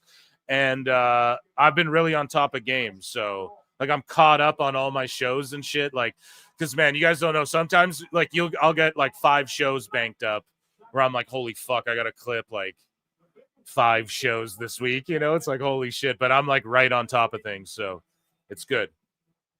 It's good. And Bailey and Lyra just made their entrance. That's why I'm talking. There's nothing going on. And Lyra's hair matches Bailey's tights. So after being rivals, they're just in a thrown together tag now. This is what Becky Lynch would have been doing, likely, if she didn't take off, but WrestleMania. Over 60,000 expected each night at Allegiant Stadium in Las Vegas. oh my God, chat. We need more Phil Husey. Did you check out me and Husey's roundtable where we talk about M. Night Shyamalan with Once Over Kaylee and Christian from Who Are These Broadcasts? And often featured on Who Are These Podcasts as well. Check that out, man. That's cool. I'm doing more stuff like that with Husey. I actually got a message from Husey. I don't know. He didn't tell me not to tell anybody, but I don't want to I don't like blowing up like what I have coming up. But he sent me a fucking screen grab and he's like, expect a DM soon. And yeah, I'm going to be linking up with on the wrestling front, hopefully some really cool people coming up. You know, I'm sure you can figure things out on your own, but if you go back, he said on the show, there'd be a link up that's going, I think is actually going down like sooner than later. So hopefully after WrestleMania, I'm so overloaded this week and like right now. So hopefully after WrestleMania, but yeah, I'm fucking pumped. And there's lots more of me and Husey. Like, that's my guy, legit. And that guy has done, again, somebody who, like, behind the scenes without fucking ever, you don't like need to ask or say anything. Like, he just does tremendous things to to help me, you know, and we're buds. So that's my fucking guy. And yes, trust me, I'm hounding him about him and I having like content, maybe like weekly, even hopefully, you know, allegedly. Yeah. So shout him out, you know. And now we're getting a promo of the Allegedly. Bianca stuff, or a vignette rather. So let's get into some more WWE news because I have a lot to get to.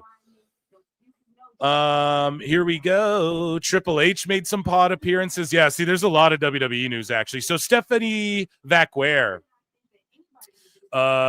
this person here, the S Bubs, go and follow them. They say listening to the Stephanie Vacquer interview, and this person here translates it. And she says she talks about how AEW called her when she was already in Toronto to talk to WWE, saying that they knew, Tony Khan knew she was there and told her not to sign with WWE. She was talking with AEW and WWE, telling them both, here's what the other's offering. Like, you guys are bargaining over me, right? You guys are bidding over me. So she told them to give her a day to think about it, told them both. And that AEW offered to pay for the flight and the hotel right away. We'll pay for your flight and hotel, and we'll pay for your flight and hotel over there, and we'll even pay for your new gear. It's great, right? And WWE wanted her to be front row at Heatwave, but she didn't want to owe anyone anything, so she didn't do either that day. Gangster move.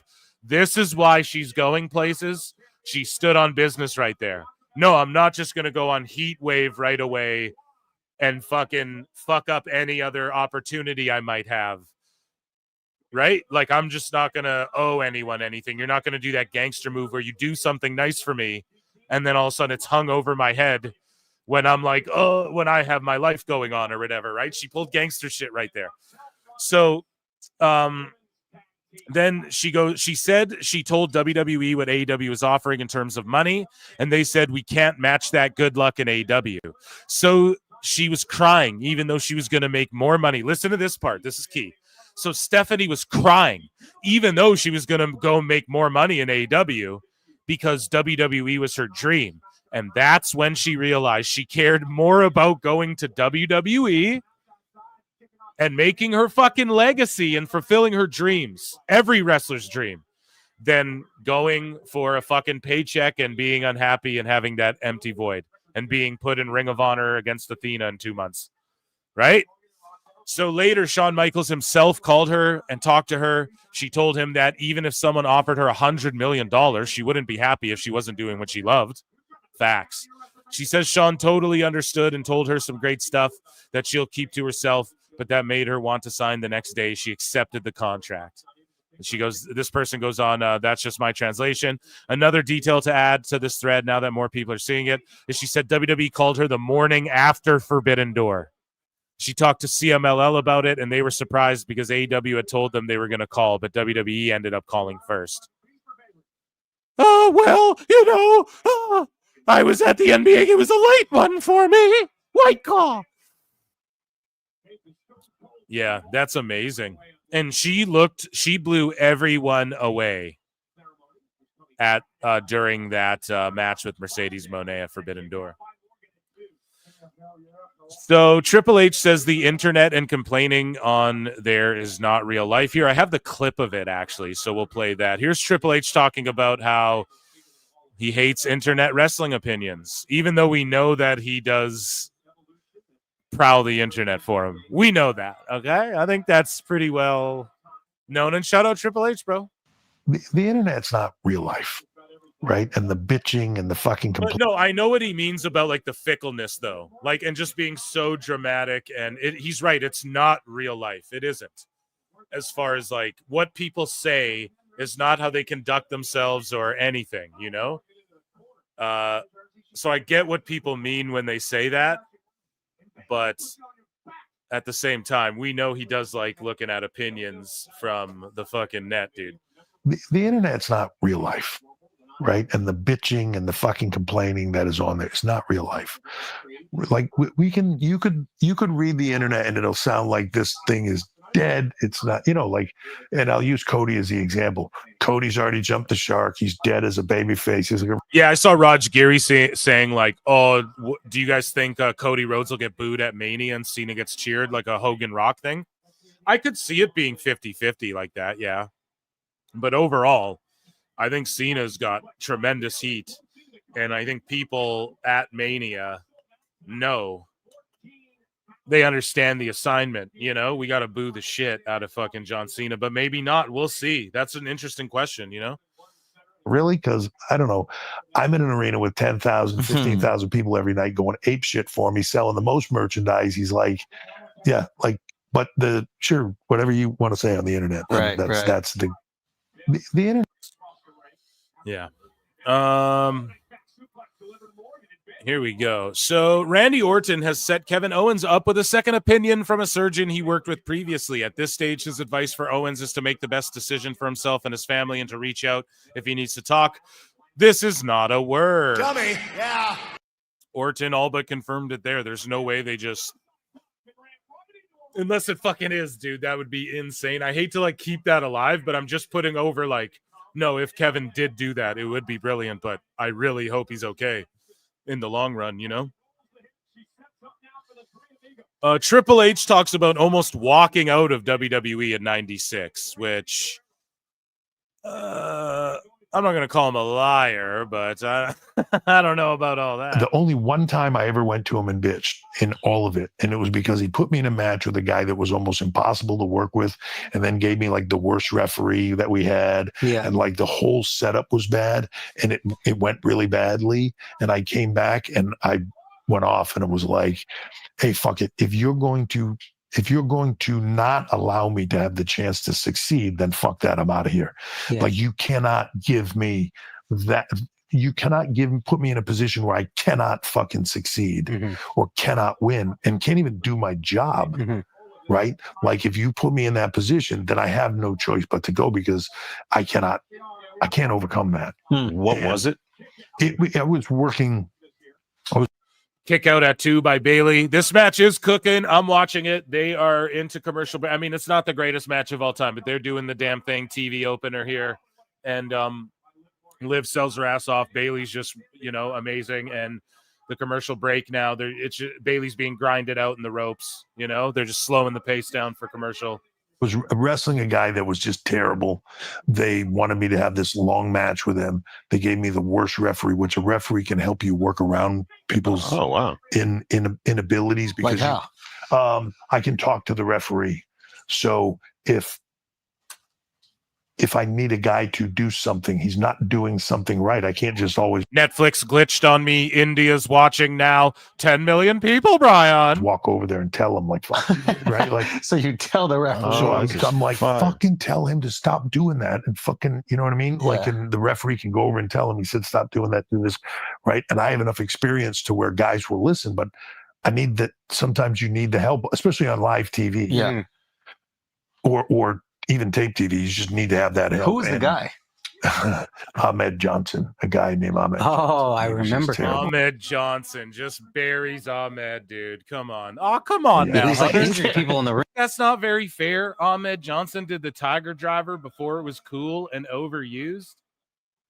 That's not very fair. Right? He was hurting people, and he was just big, and just big steroid looking dude. Yeah, and you couldn't understand him, and he had an attitude problem, and just that's him. And it was just one of those things. And when I came back, I was pissed, and I went to Vince, and back then, like, Triple H wasn't, I don't even think he was like world champion back then or anything. 96, yeah, that was like before his run. So here Triple H speaks on CM Punk not liking a creative decision and how they both resolved the issue together instead of So Punk came up to me and said, you need to work with me, not the other way around. I am the game. We've had a couple of moments since his return. Like, there was one moment where to return, and they had told him something creatively, and they told me he does not like this. I was like, okay, I'll talk to him. Went and talked to him, and I was like, what's going on? I told him the creative, and he was like, that's good, whatever. And I was like, I know you don't like it. Everybody's told me. So, like, let's be open. He's, well, so then he complained about what it was. And I said, okay, let's go sit and talk about it, come up with something good. And that sort of changed the paradigm shift for us relationship wise. And now part of like, it's a funny thing for me to even say, like sitting down and being collaborative with CM Punk is one of my favorite things at TV because he shares a very similar view at the end of the day of the business as I do. Fuck yeah, man. But he's a cancer. I mean, that is shitty that he didn't want to question booking, but again, he's like, no, I don't want to stir this shit up. And so Triple H opened that door. Punk said, walked right through it again. So again, instead of like kicking doors down, pun intended, right, and having to fight your way, pun intended, right? It's more like Triple H is opening the door. Punk says his piece. They go from there, right? So moving along. That's it for WWE news tonight, ladies and gentlemen. Let's lock in here.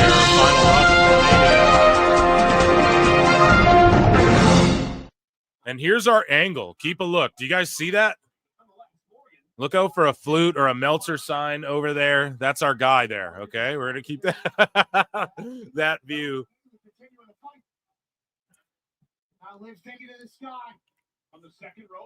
Oh, man. So Bailey going for the walls of Jericho all the time now.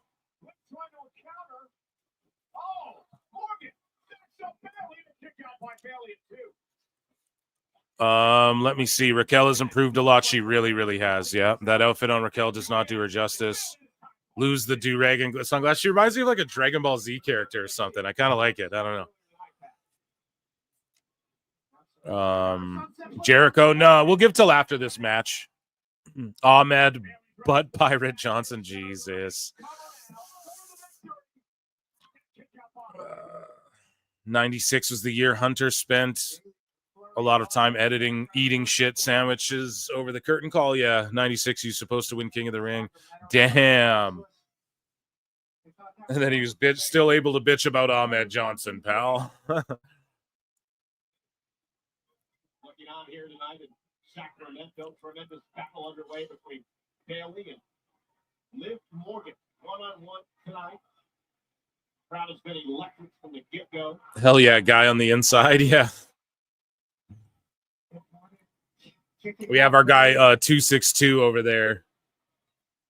Let's go, Bailey. Let's go, Liv. Dueling chance here in Sacramento. And he uploaded like PWT Meltzer Fierce flute signs and shit on 2K25 as well to community creation. So go look those up and download those if you guys want in your fucking 2K games. I'll be twitching soon. I was doing all that with Plinian. He was so fucking helpful too. He's so knowledgeable. He's like, I don't really know anything, and he fucking just knows everything. But it's just me. I was like, oh fuck, I gotta start using OBS and stuff. Like I gotta learn a bunch of new things, pals. But like I'm gonna just start streaming on there, like, and just have some mods in the chat. But Twitch is just very strict about things. So I just need to make sure my mods are like real active while I'm live, you know? That's the key thing. So if you guys like Twitch and yeah, hit me up about if you think you can mod Twitch, my Twitch chat. We just can't have like underage folk in there and shit. It's like you know, and I no fucking luck setting up bots and stuff. Anyways, though, twist of fate on the rope, big knee.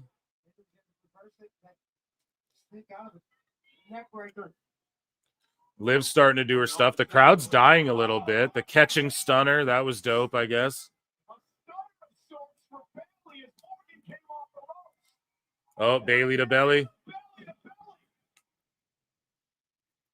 Raquel's going to get involved for sure, no? Her foot on the rope or something. Yeah, see? Oh, they botched the foot. It's so sloppy. They need to end this match. End this match. End this match.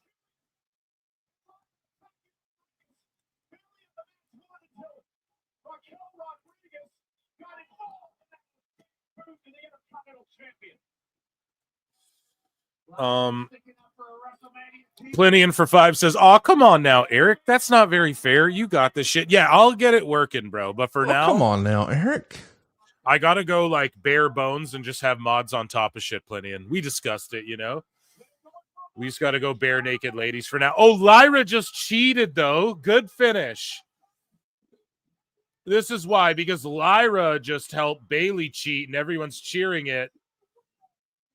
And that was very not baby face-ish for her to do. But yeah, thank you, Plinian, for helping me with the Twitch stuff.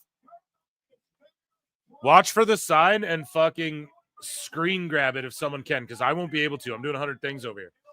Over here now. I'm drinking soda water. I'm drinking iced coffee. It's like, do you flip a coin and pick? Are you a producer? You a host? Huh? Oh, go. But yeah, we got to look out for that PWT sign. And if you're playing 2K, yeah, look out for your boy. Again, WrestleMania Sunday, the women's tag team titles on the line. We talked about all the festivities going on WrestleMania week, including both Friday and Sunday. The Pat McAfee show will be live on ESPN 9 o'clock. Okay, now they're plugging the Pat McAfee show. So the sign's like just to the right of the fucking commentary, basically, you know? Like you guys see, that's like timekeeper area and shit. 626, if you're tapping in, just walk over to the side. Or don't do it. I'm surprised. What if they confiscated his Meltzer Fierce Flutes thing? I feel like he would have said that in the Discord. Lincoln, if you're here, keep eyes on Discord and let me know if he gives us any updates or anything. But yeah, he just took it upon himself to like upload a bunch of shit to 2K or whatever as well. And it's like flute signs and stuff. They're amazing. So shout him out and go and download those shits. You know what I mean? The botch was brutal because it made the ref look like shit. Exactly. Wow, they got to keep the bird gimmick off her. Wow, a JD, gabagoo. Oh, excuse me. Sorry, that's so unappealing and unattractive. I know, but it's the soda water. That might be the first purposeful belch on air in PWT history. I'm sure Moose Knuckles just all excited. He probably clipped the sound, right? WWE does not like PWT, confirmed. Yeah, they're trying to keep us off of the fucking television. No, it's just, yeah, he said it. He was like, I'm by commentary, but it's like, we knew going into it, it would be lucky if he does get it, because it's like, you can't come in like PWT. I just feel like they confiscate signs, no? And like Meltzer, they're gonna try and avoid a Meltzer sign, right? Like, if anything, no? Am I wrong about that? So I don't know. And I don't know what the signage looks like. We should have told him to. I'm assuming it's like something like what he uploaded on 2K, or maybe I'm wrong about that. I'm not sure. I should have like dug deeper. I've just been so goddamn busy. Queefa Mania. Yeah, there you go. I think Paul is going to be involved in something tonight. He looked exhausted and or at Mania. You know it, Phil. Yeah. Belchamania, running wild. Top tier PWT botch. Yeah. Pro Wrestle Belch, the new name. You should have just called the pin. Yeah, you just call it, have her kick out. Fuck it. Or just get the foot on the rope. 1, 2. Or no, called it a 3. Yeah, because that's what he did do. Then she tried to do it last second, but her little toesies didn't reach the fucking rope. So I say that's mostly on the wrestlers. And Rick, I don't like when the person grabs the foot and puts it on the rope so last second. If you're going to grab the foot and put it on the rope, do it when the ref's like about to count 1, 2, and then you yell for the ref at like 2. You'd be like, ref, like the fucking foot's on the rope, you know, that sort of thing. Like, just don't do it so last second, you know, because that's where it gets flubbed up. Because what happened was Raquel went to grab her leg, but Liv, it seemed like, went early because she was like, or not early, but like early for Raquel's timing. Because Liv's like, oh shit, Raquel's not gonna make it. So then she starts like going to the rope herself, but then Raquel's barely making it there, and then it's, you know, and we've seen that happen a bunch of times, you know, with that same spot. I think you just gotta like grab the leg, put it at 1, 2. You're already like being physical and putting it on the rope, and then going ref, you know.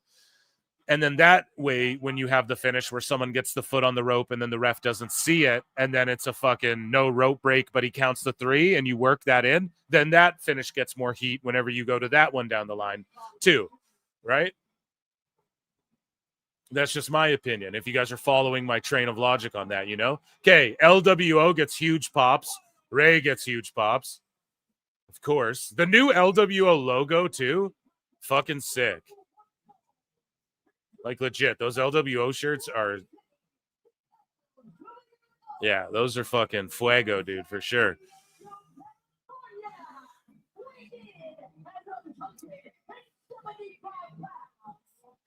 There's been some good Roman signs. OTQ, one tribal queef. Our tribal queef. Not at all on the ref, though. Yeah, not on the ref. You're right, Chris. That is not on the ref.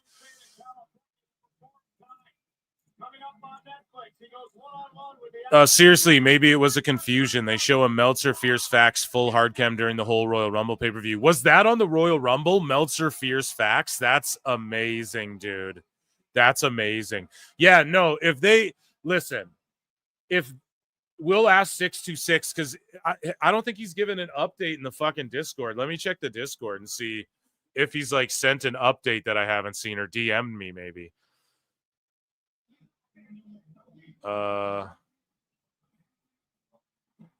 Fingers crossed. Maybe when someone gets thrown into the timekeeper, haha. That's me in the corny shirt.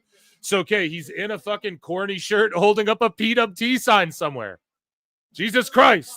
What a legend. Where? I don't see. Is it that white sign? The ones he uploaded to 2K are white signs that I saw with the flutes. That might have been him. Yeah, we'll catch him. We'll catch him. Yeah, dude, that's amazing. What a fucking ledge 626 is, okay? We got to fucking...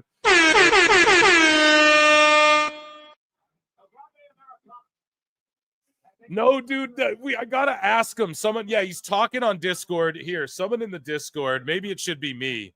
I should just be like, bro, tell us, like... Sorry, because I'm trying to host and I'm trying to watch and I'm trying to keep an eye on any live developments, you know, as I do during this show and shit like that.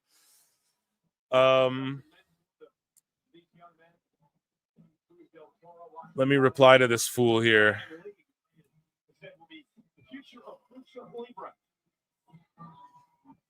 El Grande Americano was a bit disrespectful to Dragon Lee a few weeks back.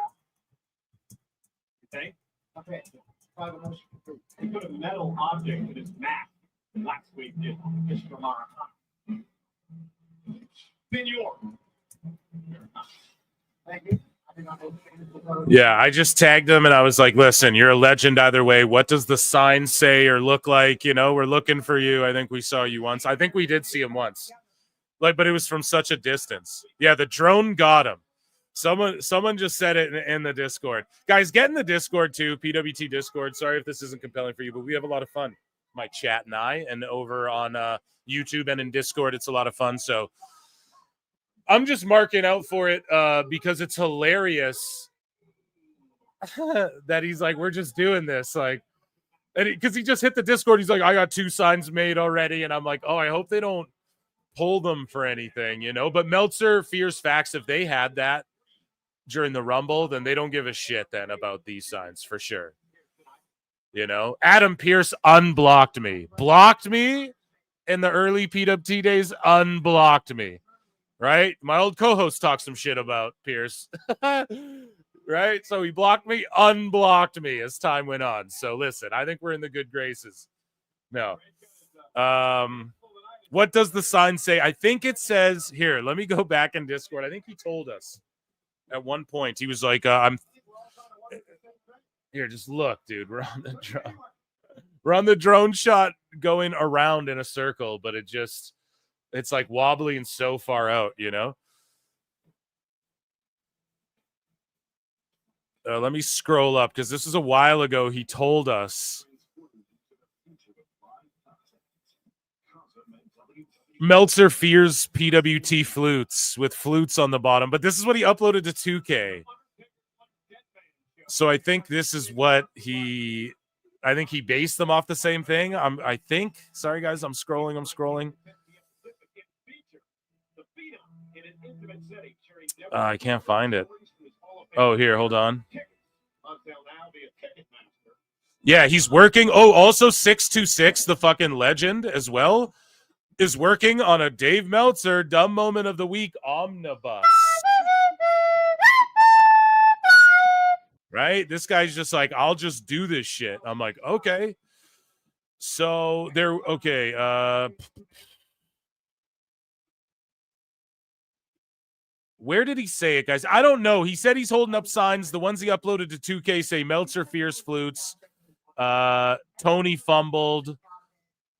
You just made the list. Brian, the best guys, Tony Khan. So just, drops and, alluding to PWT and Flutes. So hopefully that's what are on the signs. As is. The thing that you fail to understand is that when I lose something that I love, I will stop at nothing to get back. And here, I never had to give you a championship. But watching you touch and moan really pulled on the heartstrings that I had left. So Rhea's cutting a promo after she just broke the net. Sorry, I'm just scrolling, looking around. Yeah, I can't remember exactly. I don't think he told us what they said. It's my botch. Rhea can't beat Io. I think Bianca's leaving. He replied, "Oh, are you guys in the Discord? Fuck yeah, you guys are legends." I keep Xing it off out of force of habit, so let me just keep it open. Yeah, dummy. Yeah. So Bears hat, cornet shirt. Brutus's boss bandana is cracking me up. Bears hat, cornet shirt. So I'm assuming the black cornet shirt with the face, right? That's got to be the one. Okay. And he didn't say what the sign said, so. No, I think Bianca's going to win. We got Julius Creed out here in the ring.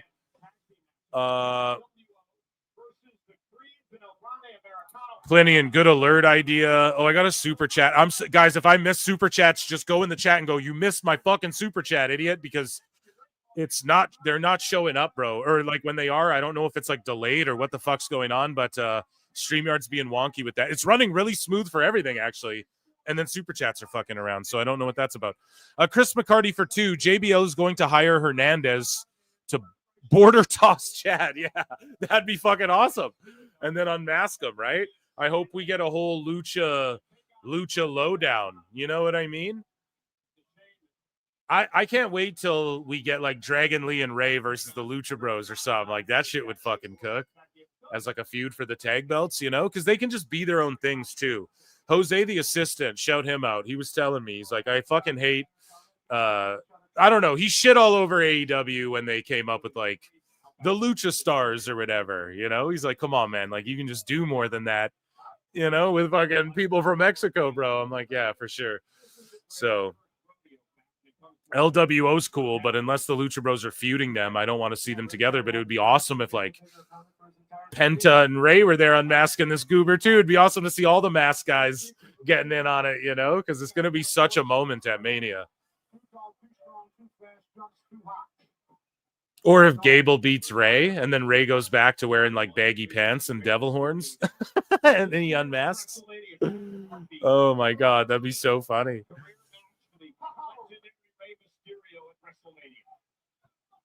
Just like that.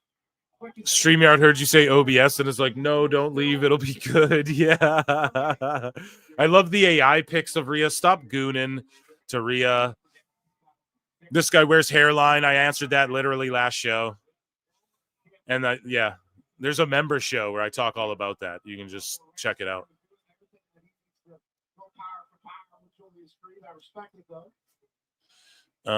Ray reforms the Filthy Animals. Dude, that would be hilarious. Billy Kidman comes out of retirement. No, I'm just joking. But he creates like the new Filthy Animals versus the LWO. No.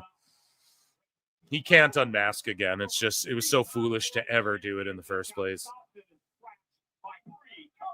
I thought the Creeds would have been a little further along by now. Julius in particular, I feel like he's plateauing. They're just green, man. They should have never been called up when they were. That's just my opinion. And they could have saved all this American-made shit for down the line. They sat around and kind of did nothing for a while. And, Gable and the Creeds have lost so many times now to the same teams and people to where it's like, They are not in contention for anything. Like, basically, they're glorified jobbers at this point, but they get good heat, and people like to see them get beat up, and they're credible, you know, so it works for them. But they're gonna, hopefully what happens is they get moved to SmackDown or something, the whole group, after this Gable stuff and El Grande Americano stuff, and or he carries it over there and beefs with Rey Fenix or something.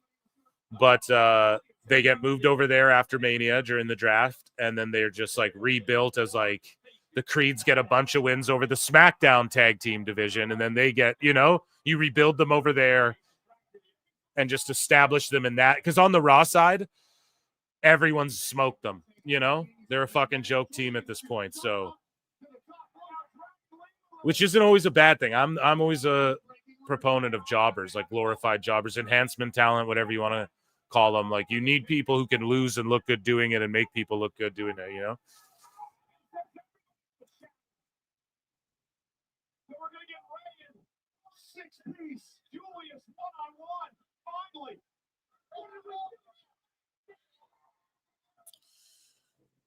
Yeah, both of the Creeds will get singles runs.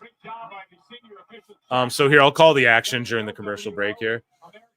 So the referee's ejecting LWO and American Made, and LWO are just walking out. They're like, we're cool. Yeah, Julius is the better of the Creed brothers. He will get a solo push eventually. He's on Tough Enough, which I don't know if that's airing yet, but I haven't watched it yet. That show's just dead. It's just a dead show, man.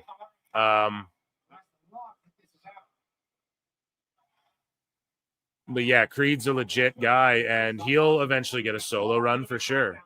But not yet, man, you know? We got to see them have their, like, world's greatest tag team run, right? We're going to compare them to Team America or Team Angle. We got to see them have their, like, Haas Benjamin run, which is in them, you know? And I think it was going to be there in NXT, but they fucking just brought them up too quick. I called it out a long time ago. I was like, when they were brought up, everyone was blowing up the Creeds, and I was like, I just don't know, man. I think they're too green. And even now, like, or in the here's the thing, Julius is great in the single scenario. In the tag matches, sometimes it feels like they're rushing spot to spot to spot to spot, you know, especially the other Creed brother. But yeah, Julius is ripping at the mask now of Rey Mysterio. Tons of boos. There's great heat on this match. It woke the crowd up for sure. And Rey is in the Tree of Woe, getting stomped out to the midsection. This ref, who for some reason I'm unfamiliar with this guy. Am I just, for some reason, I just pooped him out of my brain? I don't recognize this dude. There's a minute left on commercial, and the crowd is chanting, "Let's go, Rey." And we've got Julius' Rey in a shoulder lock here. But Rey's on the rope, so the ref should be saying rope break or counting him.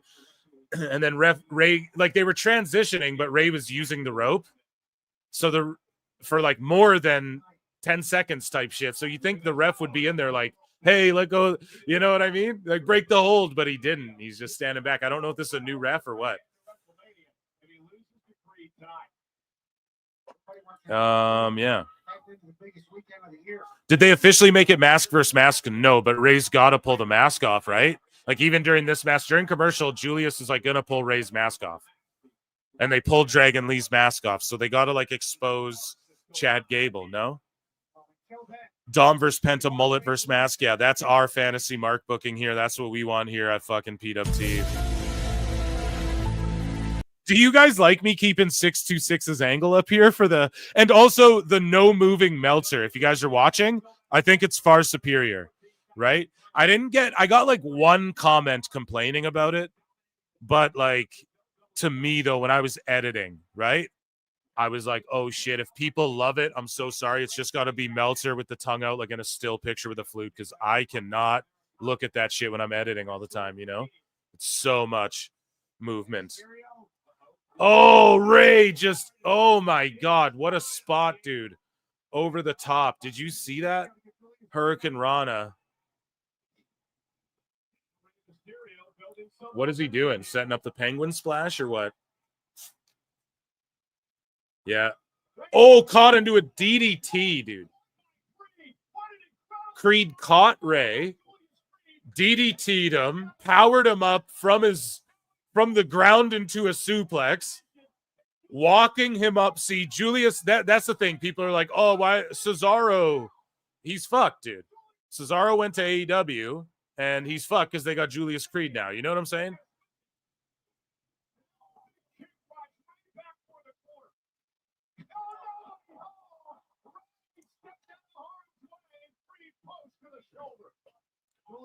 Damn, Creed just speared that post.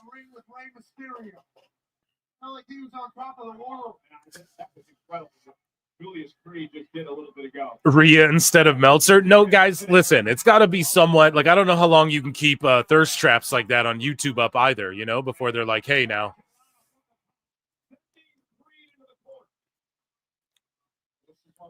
She had boobies popping out and everything on that pic, dude. It was wild. She know what she's doing before WrestleMania, though. She's like 1 week away, right? She's got this the gains, bro. She's proud of herself. They're all working hard. Like I've been pointing out, these wrestlers are in some of the best shape of their life, man, going into Mania, and you love to see that, right? Like last year was Roman and Cody Rhodes' time. Roman was like the best shape he's ever been in, right? So I don't know if he's going to get in that type of shape again for this year's, but best believe like Punk and everybody, you know. Kyrie's saying, look at her. She's like a whole new, she's like put on a bunch of muscle. And it's like, holy shit, man. She looks just almost like completely transformed. The hyperbolic time chamber. You know what I mean? Ray and fucking Julius here cooking.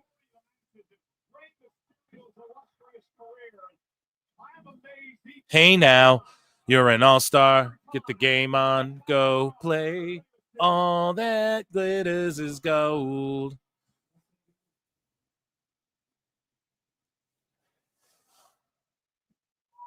He's got a bit of a dad gut. Hey, as I'm as I discovered going after this new year and all the celebrating I did, hey now. That don't mean a whole lot, okay? Hey now. Sometimes that shit happens, you know what I'm saying? No. Here we go. El Grande's out here. The GOAT. The GOAT is here. Oh, we need music for El Grande, dude. Oh my God, the GOAT.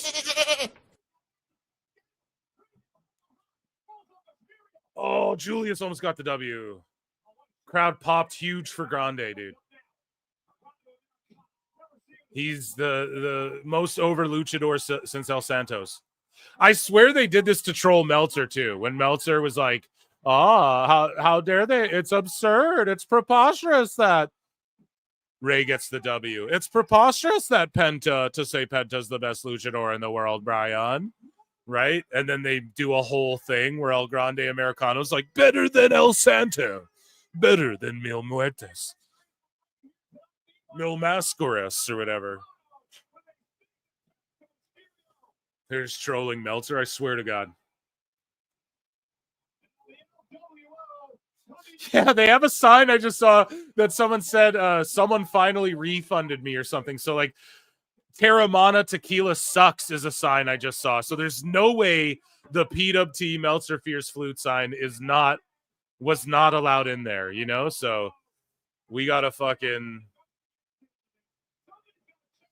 And he does the diving headbutt and the running headbutt like Peter Maivia style with the fucking plate in his mask. That's amazing. It was actually a really solid match. It was a great match. Good finish, yeah. Had good heat. The crowd was into it. The crowd's into this Gable stuff.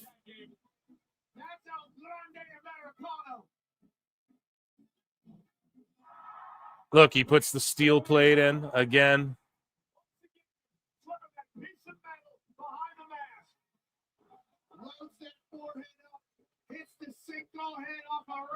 Boom, diving headbutt. Oh, man, great shit. On WrestleMania Saturday, that man, El Grande Americano. I think he just said gracias. Wants to. Gracias. Instead of thank you, he goes gracias. Yes, dude. It's amazing.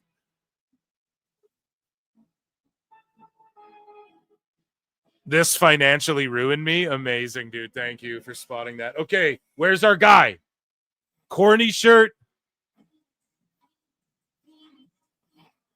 I'm looking, bro. It's tough. It's like, where's Waldo? That's what I should have titled this episode. PWT, the W's for Where's Waldo? Welcome to PW. What's happening, PWT listeners? Welcome to another eclectic edition of PWT Live. Today we're playing Where's Waldo?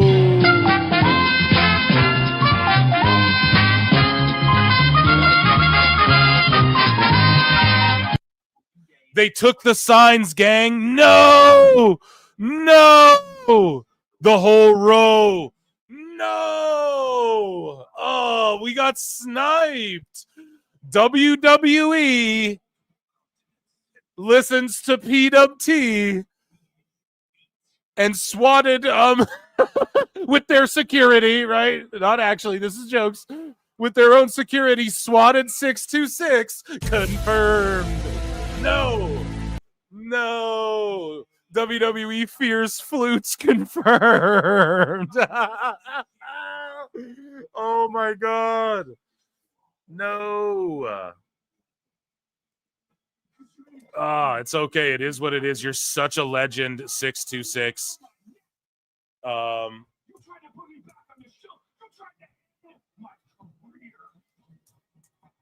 Still such a legend in the Discord. Still such a ledge, bud, for pulling that off, for at least trying to. There we go. Oh, man. Well, that was our fun there. We'll still keep an eye out for you, too. You know, give us a wave or whatever. Let us know. But, yeah, dude, it's unfortunate. Maybe if we go back and analyze, we'll be able to see. But I ain't doing all that. We appreciate the efforts, and we appreciate you uploading to 2K. You know what I'm saying, dude? That's amazing. Everyone, round of applause for 626, the ledge, getting confiscated. Yeah, I mean... Imagine Hunter sees the signs in the back and he's like, Meltzer flutes. He Googles it. Go on to Google and type up like Dave Meltzer cringe or whatever. My thumbnails and shit pop up. It's hilarious. That'd be so funny if he looked that up and then that shit comes up, man. Oh my God. Jackie interviewing the Boo Day here. Bruce Pritchard in the chat confirmed. Who's going to take that sign to AEW show? Yeah. Who's around where AEW's at next? Let's go. We're going to get this going, man. Now we know WWE's in chat. PWT will come back stronger. Yes, we will only multiply. We only grow stronger. Oh, man.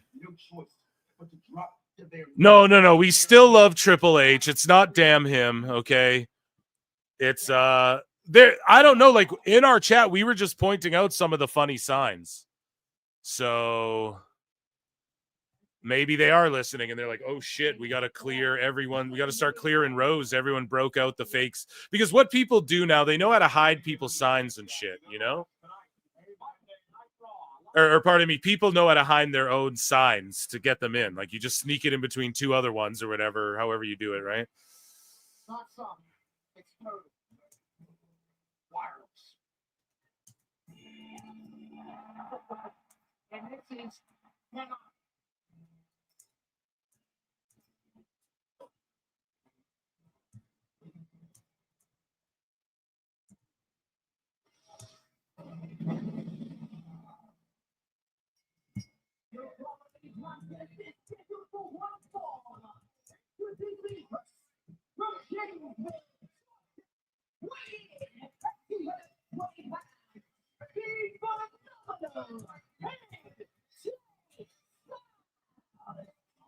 That's fucking hilarious. Here, I just had to tweet about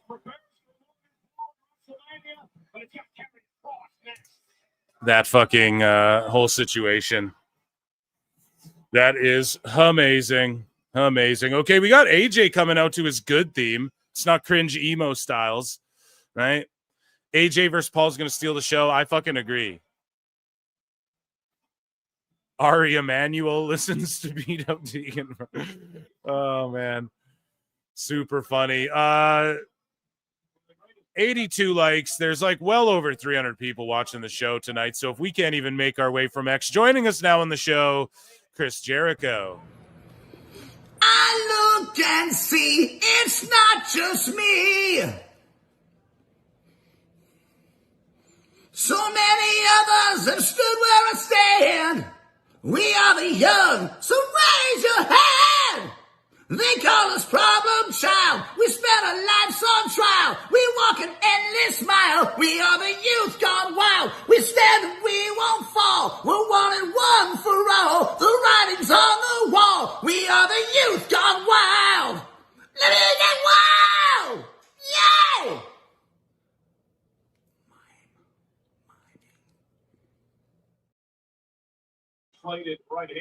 Got here just in time for Jericho. Nice. Yeah, run those likes up, man. Trudeau would be more bearable. The head shake does it. Yeah. 626 legend. Yeah, amazing. He fucking pulled straight lead shit. I mean, so we have Scarlett and Cross making an entrance here. Back in a minute and a half. Cross is wearing tight. I like this gear here. This is much better gear. Now, and allegedly, Husey might have said, don't quote me on this, but fuck it. Allegedly. I can't keep track of all the shit. He just said, look, bro, and this is me and him just bullshitting back and forth, right? But Husey his insight is great, but he was just like, dude, you know, Cross changed his name in the social medias, and he's never going to motherfuck Triple H or WWE, but you know, if his contract is coming up soon, that could be a thing. And he's like, how he gets booked in this match, like if AJ just flies through him, then that could be an indicator of like what's to come, you know, like Cross might just be in this role putting people over till he's done type shit. And he wants to do more movies and stuff. So who knows if that means going to AEW or if they're down just staying and doing this with WWE, or yeah, if that means like I'm going to go to AEW and do movies and try and get a bag. So, because you know Tony will call him right away, but I think he'll give a solid challenge to AJ Styles here tonight, and I don't think he leaves WWE. I think him and Scarlett like being there. Allegedly. Yeah, this theme and entrance is sick, dude. This theme and entrance is sick. This is what they did in NXT. So, you know, Triple H is letting him be him now. And that's just it. Like, they could be waiting. Next year could be Cross's time. Like, after this Mania, it could be 1 year of Cross in significant matches, building his way up, becoming a real threat. They might have just told him, you got to fucking wait a couple years, rather, or whatever it is, you know? Like, we'll take care of you. We brought you back for a reason. Triple H brought him back for a fucking reason, man, to right that wrong. And it's going to take time. That shit doesn't happen overnight. You can't just book him as a killer after he was the weird Viking guy that Vince had him dress up like, right? Here's his best friend, Triple H. Now he's the ref. He has to stay impartial.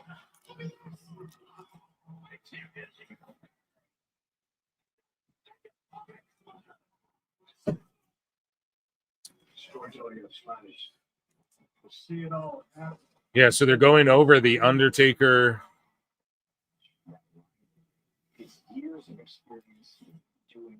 Undertaker, Triple H, Shawn Michaels, Stone Cold too. Well, not Stone Cold, but he's going to be there too. He was talking about the fun times he had with Triple H. They're all going to reunite, and it feels so good.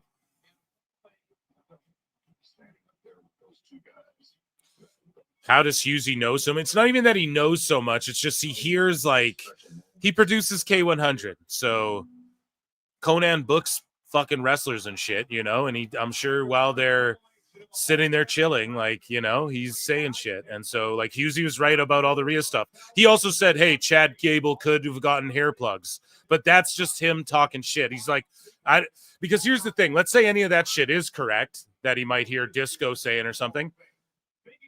People like them would prefer a motherfucker like me talks about it than a dirt sheet who tries to like charge you $14.99 and make news out of it.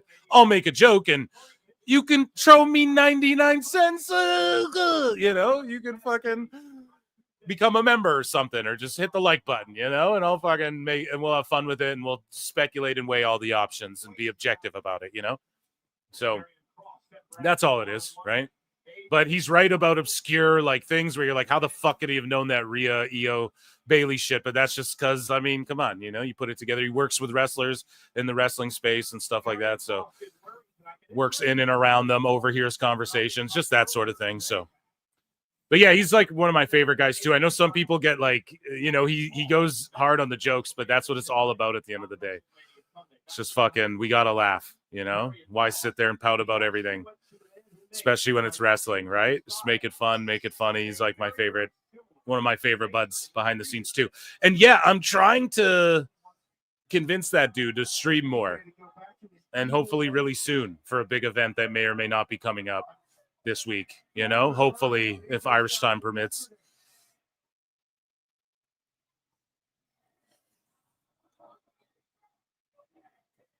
Husey, I fucked them. Oh yeah.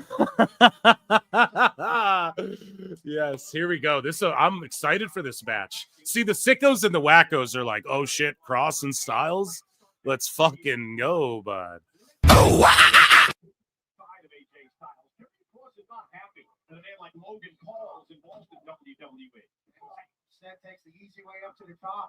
Yeah. Do a shot of Crown Apple. Whenever they come to the WWE, Eric Cross said that AJ Styles is representing for not only him but the entire industry. He usually shows amazing restraint by not saying the C word every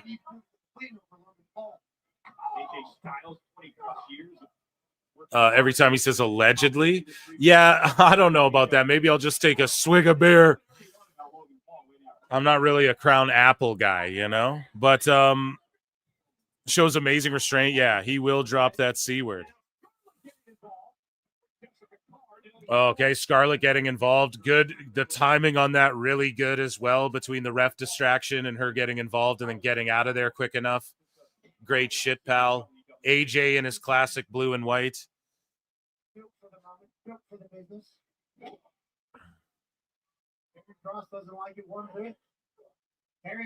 Oh, yes. Oh. Cross suplexing AJ around.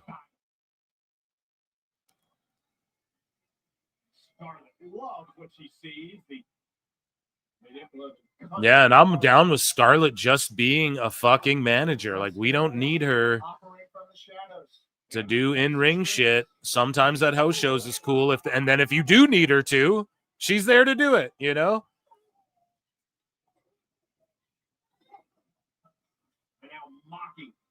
Yeah, Carrion's gear is dope too. I like this look for him right here with the tights and the way his kick pads are looking and shit. I like this.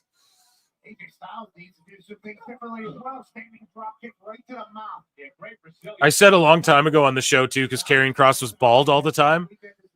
And I was like, man, this guy's 6'4", jacked. His wife's hot as shit. And he can grow his hair out, but chooses to keep it bald. What an asshole. No, I got all my hair, so I can't fucking talk shit. But that's a joke for someone who's bald to make. But no, it's actually, I stole that from Chael Sonnen, and he made that joke about GSP, because GSP was always bald, and then when he retired, he had nice highlights in his hair and shit and grew his hair out. Dude, there's a guy dressed in who is that, Santi Zapp in a fucking Prime costume? What's going on? Who is that guy? Guy showed up in a fucking Prime suit. I wonder if they have to pat that down, if they have to go underneath and see what's in there. Oh shit, look out, 626, they're right in front of you.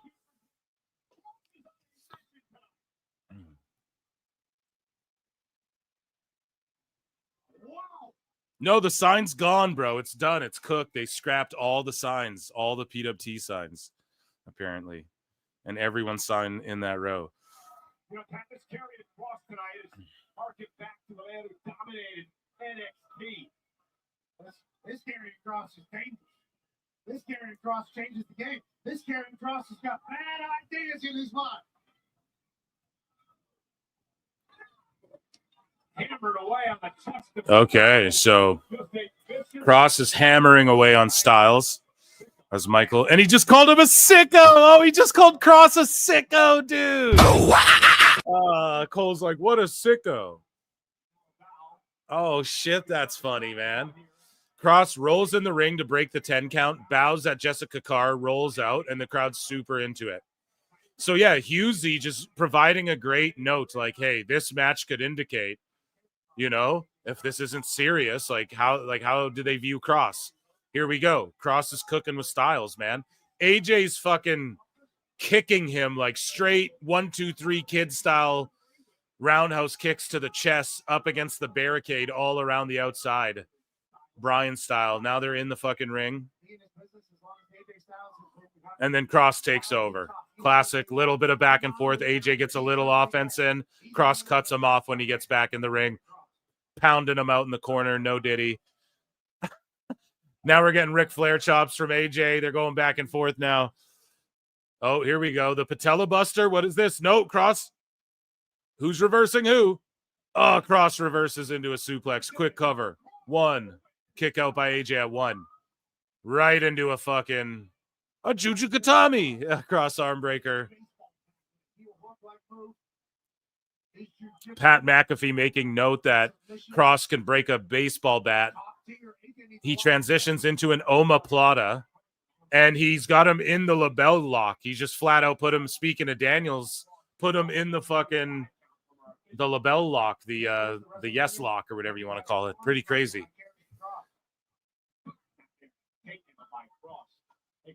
Here we go. And then just a quick snap mirror, and then now he's got AJ in like a double chin lock, sort of. He's got a gable grip with his hands. I believe that's called a gable grip. Yes, it is. And he's or is that the other way? Yeah, that's a gable grip, I believe, and he's just squeezing AJ's face like a chin crank. Okay, you guys are back now. Here we go. These guys are cooking. I'm really into this match. This is the one I was looking most forward to. Of course, El Grande came out and blew up the crowd, but yeah, there's security like really talking to people, giving people shit, man. You can see it, dude, in the front row. A security was like giving a kid shit, I think, dude. They're going hard about the signs, man. I don't know if that was about signs or standing on seats or what. Oh, Cross is powering him up. What is this? Death Valley Driver. Cena's like, you just stole my shit, pal. How about carrying Cross here tonight? AJ Styles has WrestleMania a few days away. Cross is talking shit. Fuck yeah. This is like two guys this is an awesome matchup for Raw. Like AJ and Cross. These could be two top fucking dudes. Like obviously AJ is, but this could be like for the world heavyweight title in a year or something. Hopefully AJ's around. I don't think he'll be around much longer than 50. He's saying like that's his cutoff. Or whatever, 45 or whatever he said. I don't know how old he is, but again, in tremendous shape, AJ. Chopping away at him. This is wrestling? Yeah, it is. And it's a bit of a struggle. And now here's Cross saying his ankles went out. He's just fucking around.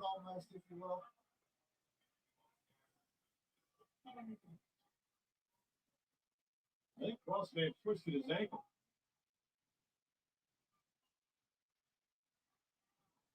So AJ's checking with the ref. It's just going to be fake. Yeah. Big time. They're getting a lot of heat on Cross in this match. They're like really showcasing him and having AJ sell his ass off. And this is amazing. And AJ's pissed, motherfucker. He's going to beat his ass.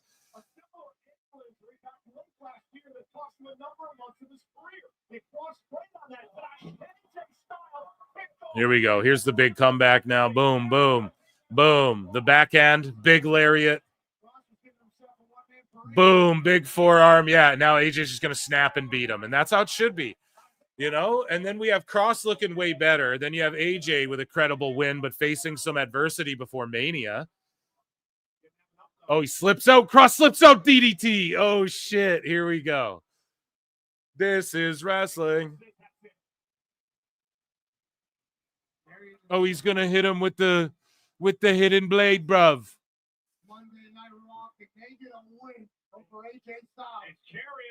Yeah, this Raw's been really good overall. I think the women's tag match lost them a little smidge. They should have wrapped that up a bit quicker. Oh! There's the Samoan driver patella, but I don't know what you call that. The Samoan driver into the knee. AJ's knee's hurting. That's why you don't do that move.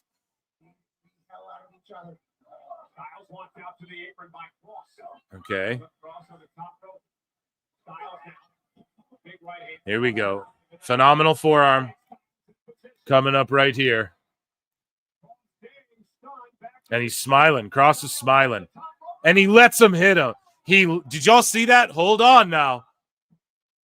Cross was smiling, put his hands behind his back, ate the phenomenal forearm, and someone in chat said, this is the AJ that Cross wanted to get out. Thank you, Chris McCarty. Boom. Did y'all see that? Cross smiled, put his hands behind his back, and ate the forearm. AJ pins him. And whatever this story is, it's almost like, dude, I let you beat me. Or like, didn't that feel good? Da-da-da-da-da. And then after Mania, we get some Cross AJ action because Logan's not going to be there all the time. So after Mania, we get some Cross AJ action going into Bad Blood, going into whatever. Cross gets his win back. There's a trilogy down the line. You know what I mean? Maybe we get them in a cage down the line. Maybe at Mania. Because AJ, I think Logan's winning at Mania. Maybe Cross fucks AJ.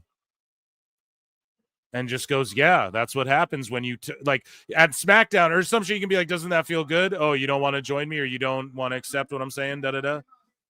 I'll fuck you over at Mania. We continue. Logan gets his win, you know? Da-da-da. There's many routes to go with that. And that was kind of cool. Kind of dumb, but kind of cool. Wouldn't be the first time someone just dropped their hands and was like, hit me in a fight, you know? Maybe Cross helps AJ. Ooh, cooking. Here, Logan's getting huge heat. I like that, though, Georgie Porgy. Grandpapa. I like that one. Where's the X-Files?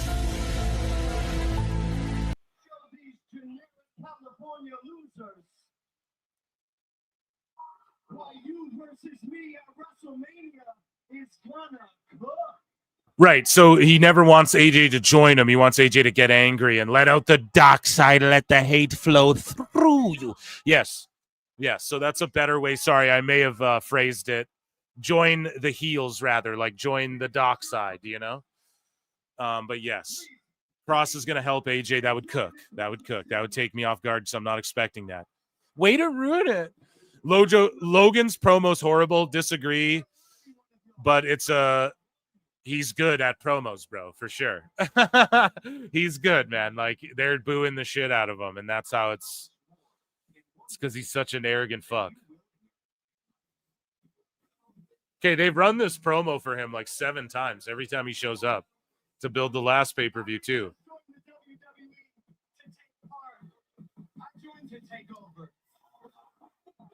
There was an earthquake earlier today in California, praying for everyone. I think those happen a lot, though, don't they? Hopefully it was all good and everyone's okay if you're in Cali.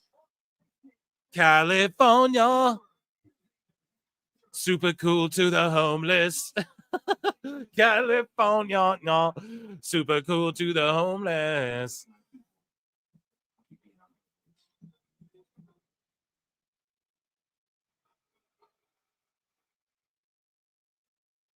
Yeah, they're booing the shit out of Logan Paul, dude.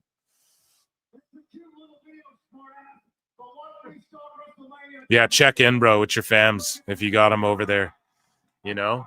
I'm sure you'd have heard something, though, you know? If it was, like, anything out of the ordinary, you know, or anything too insane, like, at least on their part, right? But, yeah, check in, bro. Okay, yeah, now Cross is jumping him. See, there's going to be heat, man. There's going to be heat, like, after, because Logan ain't going to be around all the time, so AJ needs someone to feud after this. Oh, looking to hit is like, oh, the stinger, the Scorpion Death Drop, bro. A snap stinger fucking drop, dude. That was sick. Usually he does the backflip into that, but, oh, Logan with the right hand, and now he's going to do his crazy-ass finisher that he can't hit on everyone, but guys like AJ make it look so good.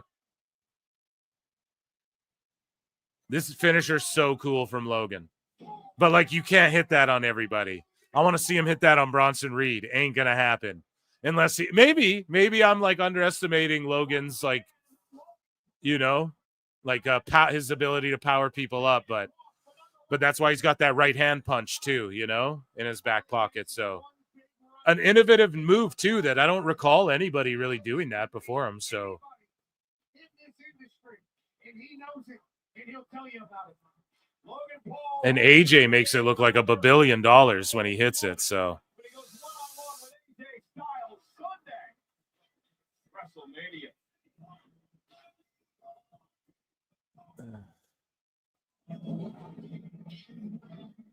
Speaking of WrestleMania, Saturday. it's Mania season.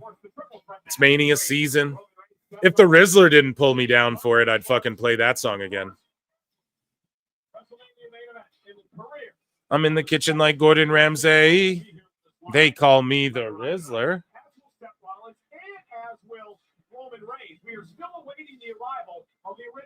Okay, we're waiting for the OTC.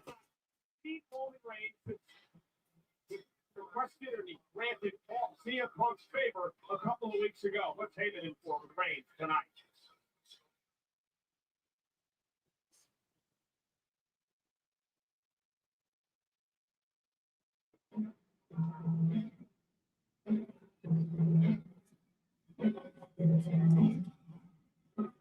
Okay. So what do we got here? We're in commercial break. American Made are coming out again. They like to send American Made or Ludwig or the Bude out during the commercials.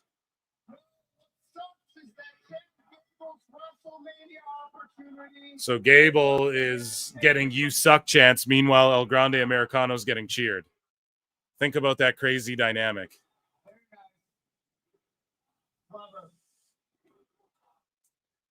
Listen. Fortunately, I'm man enough to be happy for a young up-and-comer to replace me at WrestleMania. And that who I'm talking about is none other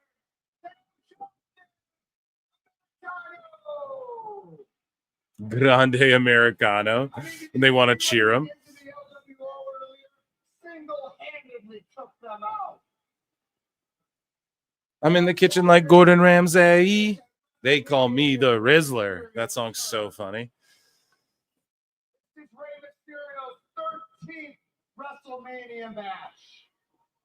Okay, so he's like, this is someone's 13th WrestleMania match. Never be as unlucky of a number as it's going to be on Saturday when El Grande puts him down. He's like, El Grande's going to put Ray down. This is Ray's 13th WrestleMania match.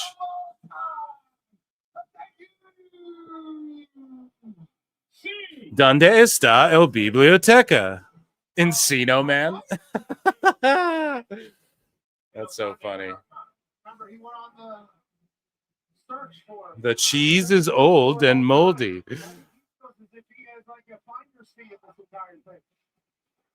Jack Gable very supportive of El Grande Americano.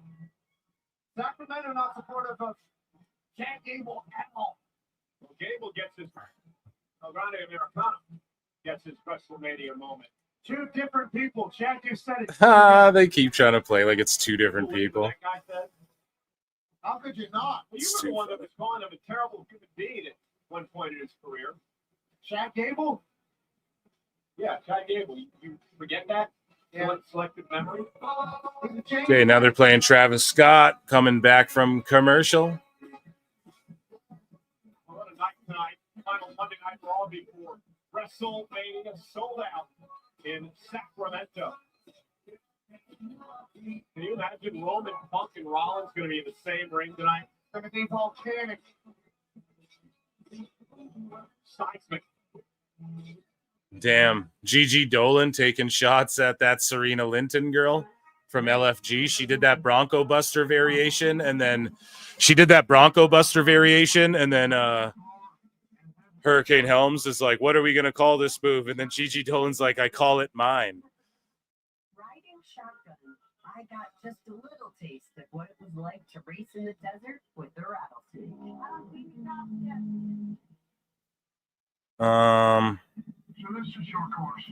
They're playing a preview for Stone Cold and Stephanie's Places.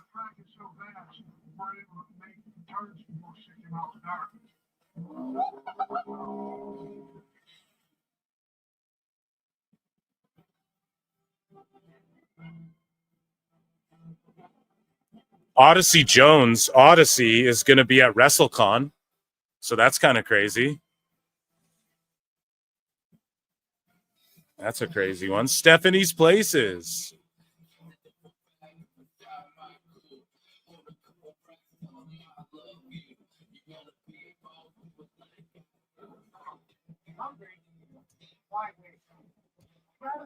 Grab a Snickers, folks. Okay, let's see what's going on here. Odyssey isn't in jail. No, I guess like the person who accused him of shit was like, no, he didn't do anything, and like he's all good. Okay, we need a yeet for Jay here.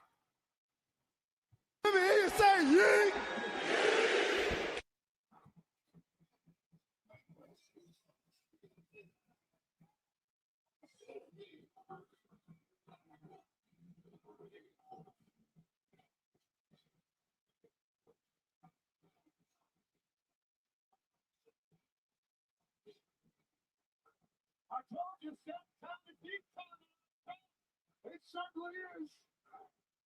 You gotta wonder what Jey Uso thought about. Hey, it's Yeetamania. We're yeeting all over the fucking place here in Sacramento.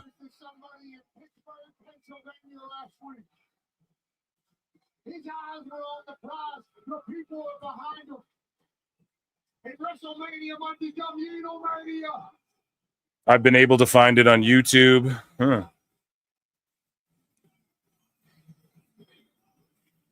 Something changed inside this man last week. 2 weeks ago, his brother Jimmy let the police mess with the hands of country. Last week, Pat, Jay's going to ring. He got the face of country. And he showed no fear. Me Oos. Day one-ish. It's a yeet party. Everybody yeeting. Yeet losing to Gunther. A lot of people are saying that, you know? It's 50-50, man. Could go either way. Could go either way.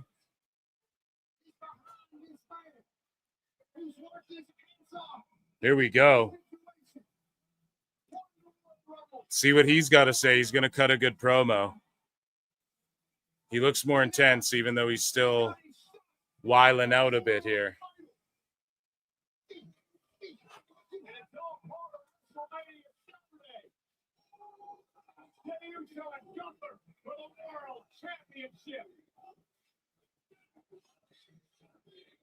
Oh, yeah, boy, you're killing.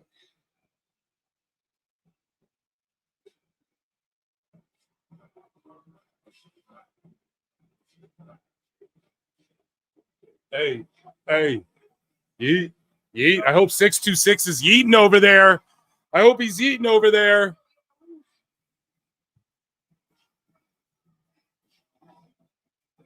I can't yeet till after I put my kids to sleep. Yeah, definitely don't do that. Take it in, Jim.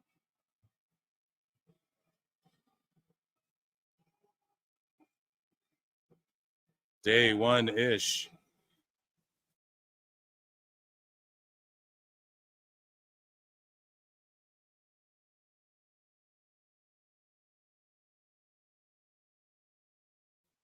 Yeet, yeet, yeet.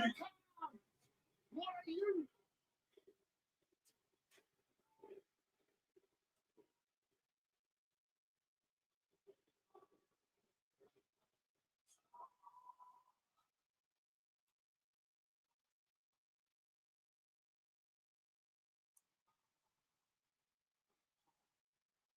Okay, let's hear what this dude has to say. Here we go.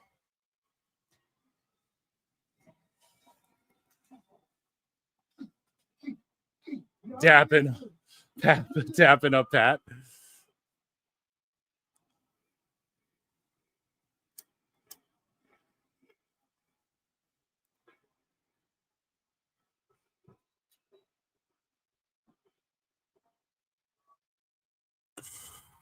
The old lady says all I think about is eating. That's all right. That could be a really good thing, bro. Yeet's okay, but not flutes is crazy. Yeah, that is crazy.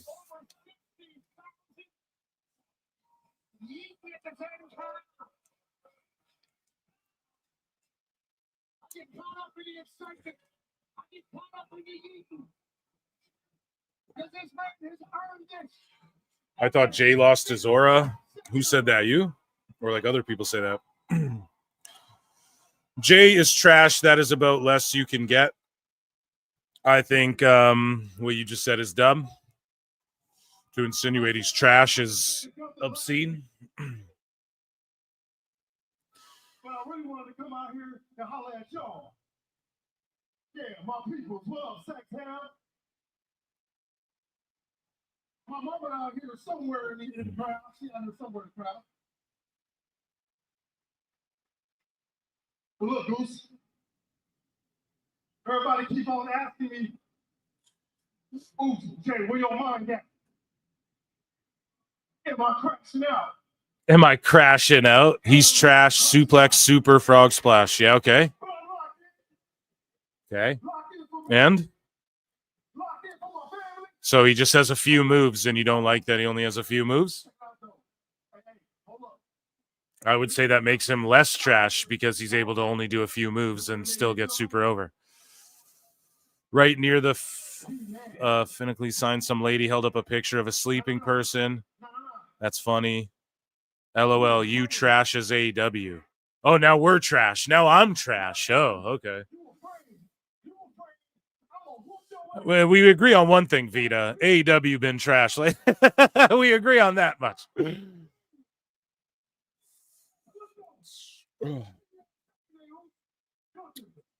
See you on Saturday, Oos. Gunther, I'm going to get you, cuz. I don't know. They shouldn't have seen each other. They shouldn't have been in the same ring when Jay instilled fear in Gunther. Yeah, it's just his charisma. His in-ring isn't the absolute best, but it's passable at a high level. Compare him to some of the shit you see in other feds and just make the decision for yourself. Is he at a high level or no? I say he is. Hulk Hogan. Well, Hulk Hogan could wrestle well as well, like physically, the physicality aspect. He could really go. But, yeah, I don't know.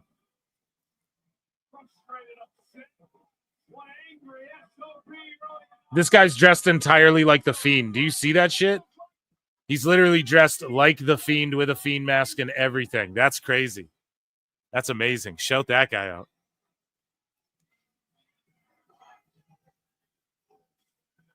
Yeah, do the moves you can do. I love this. I say do the moves you can do so you can work day in and day out. Exactly. You see this on the indies. Like, watch a Matthew Gregg botchamania. They're the funniest things, man. People, some of the best botches are when it's just like some random indie dude and he's trying to do like okay, I'm going to drop kick you to the outside, then I'm going to springboard to the top and then do a backflip to the outside. And it's like they can't even get to the top rope. And it's like, what makes you think you can just do that? You know? Like, jumping to a top rope isn't easy just because you see people do it. Like, this whole crowd's eating right now. But yeah, it's like, those are the funniest botches because, like, just do what you know. Do what you know you can pull off, you know?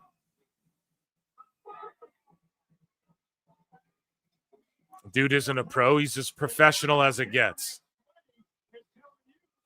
Yeah, I'm not sure. I think, I don't know. I think maybe you're just being salacious. I think maybe you're blinded by the whole Yeet situation like a lot of people are.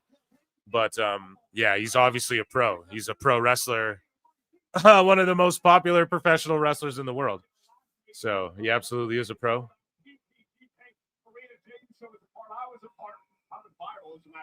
Part of a Pat McAfee's big night out, you can still experience on Hulu. Yeah, that's right. With some behind-the-scenes footage, my guy Foxy edited it all together. Thank you to the WWE that produced it and captured it. It is fantastic. It's on Hulu. Yeah, Jey Uso's over as fuck, man. Jey Uso is a hero. He belongs in AEW. I think you pick and choose trash. Right. That's what literally everyone thinks about what you're saying right now, though, is that everything you're saying is trash, though, you know? So, which is fine, you know? But I just think you're off on that. All good, though. till he saw Samoa Joe and other guys that size do things they shouldn't be able to do. Yeah, Joe is an anomaly, you know? What is this? Oh, okay, Penta and Lido. Bray Wyatt yeeting in the afterlife too? Bro, how trippy is that dude yeeting in the Fiend costume? Fuck, man. I'm not a fan of Uso's work personally. Yeah, he's not like my favorite wrestler of all time for sure, but the yeet shit's so fucking over. And he had like that bad match with Jimmy, and everyone can't get over that. Like, people are such, they get hung up on one thing and don't let it go, and then they're fickle about everything else, you know? They do that to everyone. And it's like, yes, Jay can have good matches, you know? Just, I get it. That last year, it wasn't so nice, you know? Ron, this Sunday at WrestleMania, the odds are stacked against you as you put that title on the line against 3 other men. So how are you handling and navigating going into what are calling the biggest title defense? Goddamn SRS, stay off your ults, bro. Yeah. Here's Braun Breaker, man. Oh, God. Kathy, get out of the way. Kathy Kelly getting jumped by the Judgment Day, dude. Kathy Kelly almost getting hit.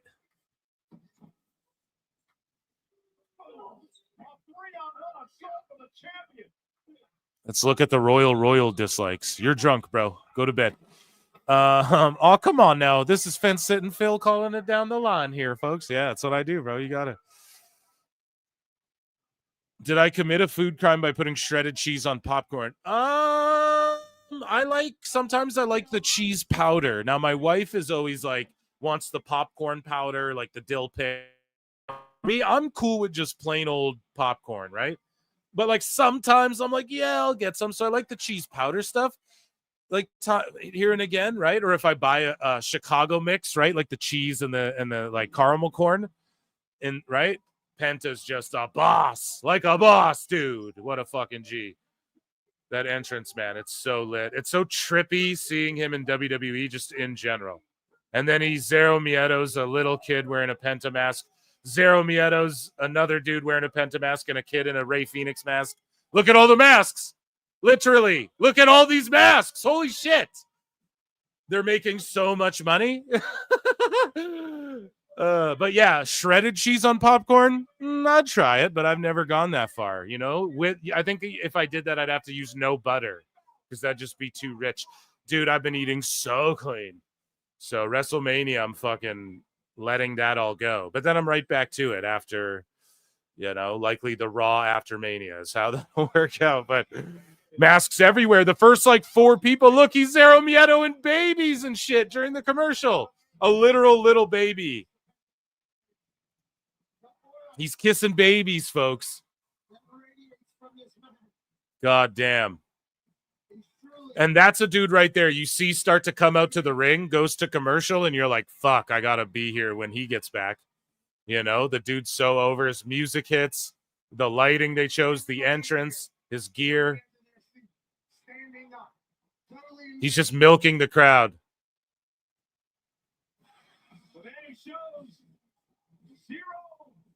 Hell yeah. But yeah, when he walked in, literally the first 2 people that are there are wearing, the first 3 rather, are wearing a Penta mask, and a Rey Fenix mask. The first 3 people. He goes down, there's 2 more people with Penta masks. The other side, another guy with a mask. Holy shit. You know, he's making all the monies, dude. Lucha Bros was a big merch fumble for AEW. That they were. George, what about hologram? You fucking mark! Oh my God, you mean those raincoat hoods?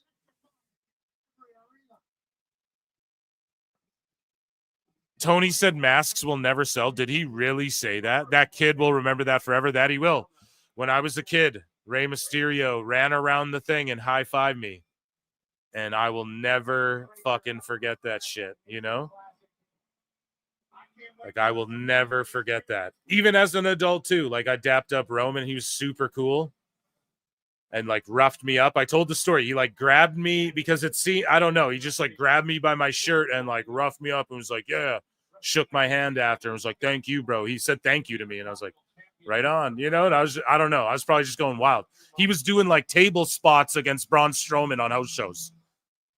I was like, bro, thank you. I was like, thank you, fucking. Like, you don't gotta be doing table. I think he like did a steel stairs spot too with Braun on a fucking house show. I was like, what? Oh, dude, look at the drone. And then the dude's hand went over the camera. Did y'all see the drone in? Look at the drone behind Finn. It actually like kind of makes it look cool. You know, I don't know. That made his entrance look kind of cool with that fucking drone flying around him. That was sick. They didn't even cut to that shot. Yeah, Finn permanently in ridiculous shape. I know. I legit, he's a dude where you just see the way he talks about shit, and it's like, that's how you have to be. Like, I had a pasta dish with chicken the other day. My wife made it, but I had zucchini noodles even. Like, I'm going hard, man. I've been fucking right on. Here's one thing, though. Had a Diet Coke. Got a Diet Coke from McDonald's. A big one. Lots of ice. Had a Diet Coke, you know? Had to do it. But that's okay, right? You can't stress about the shit, or it's difficult. God damn, we got a lot to go over this weekend. I'm excited, man. It's Mania week, and the weather's nice. It's been a little rainy, but yeah, we're doing the damn thing.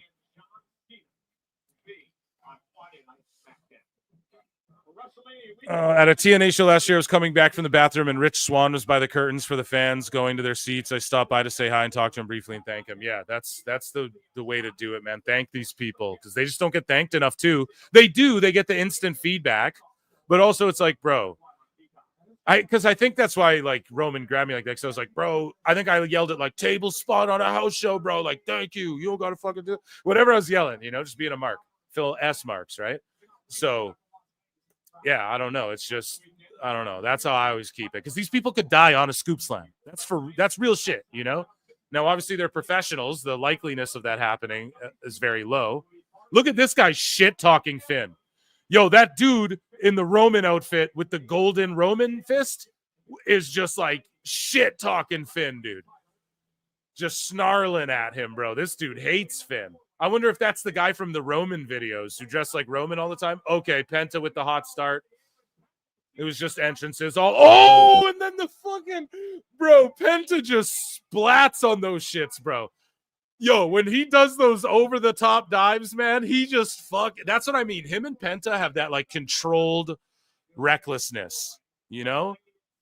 Like, there's, like, elegance to that fucking, to their craziness, you know? And that's where I just feel like they were getting a little, like, who gives a shit and a little lazy. Again, we're not going to dwell on that. Like, the work ethic Penta's shown since coming to WWE has been phenomenal, clearly. And this match quality has been through the roof. But, like, at the end there, when we were looking at the highlights of him and Cassidy just trading destroyers, it's like Cassidy says it. He's from Chikara or whatever. He was in PWG or whatever the fuck, Chikara or whatever that goofy fed was under a mask. And he was the fire ant or whatever. So he's like, can I do 7 destroyers? And Penta's like, yeah, sure. I don't get used anyways. If that's how I get on TV, Tony Khan, sure. This is your fucking pet mascot guy. Sure, yes. Let's do 12 destroyers then, I guess. But you see Penta now, and he's rejuvenated. Same with Ray. He doesn't do the, I'm going to twist your arm, then do my rope walk, and jump all over the ropes, and you should slap me down. He fucking does it during his entrance. Boom. And then if he does it in a match a little bit, when he does pull it out at like a Mania, it'll hit way harder. You know? 626 goes, yo, 626 the GOAT, man. The fucking ledge pops in and goes, Penta's just a little over Allegedly. Here. Are you sure about that? No, dude. He's fucking over like Rover over there. And what a ledge taps in.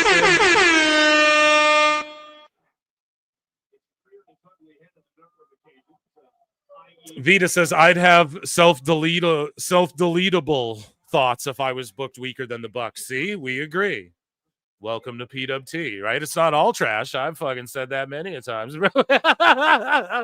Trust me, bro. Nobody's fucking harped on that more than me. I'm blocked by the Bucks, bro. No, I don't wear blockings like a badge of honor. I don't care, but I bring them to the show just so everyone knows. And then I can show what I say, and then y'all can tell. Chat can tell me if I'm being like too malicious or something on someone, and then I can go, "Oh shit, I'm not being objective, but about myself, you know." But I like to think I don't go hard on wrestlers, you know. Try not to. But the Bucks, I'm just like, fuck them, you know. Like I've just clowned on them repeatedly at this point. But I think deservedly so, dude. right? Some of the guys where it's like, yeah, you can say you don't like people. That should be okay too. But I generally like I don't get worked by wrestlers healing and shit, or even like Ricochet talking shit to Marks. I'm not like, oh, fuck Ricochet now. Like, I don't really, it doesn't bother me one way or the other. But like when you go to AEW and you're just getting paid boatloads of money and you can just literally do whatever the fuck you want, man. Yeah, they're going to start like letting their feelings be known or whatever, you know?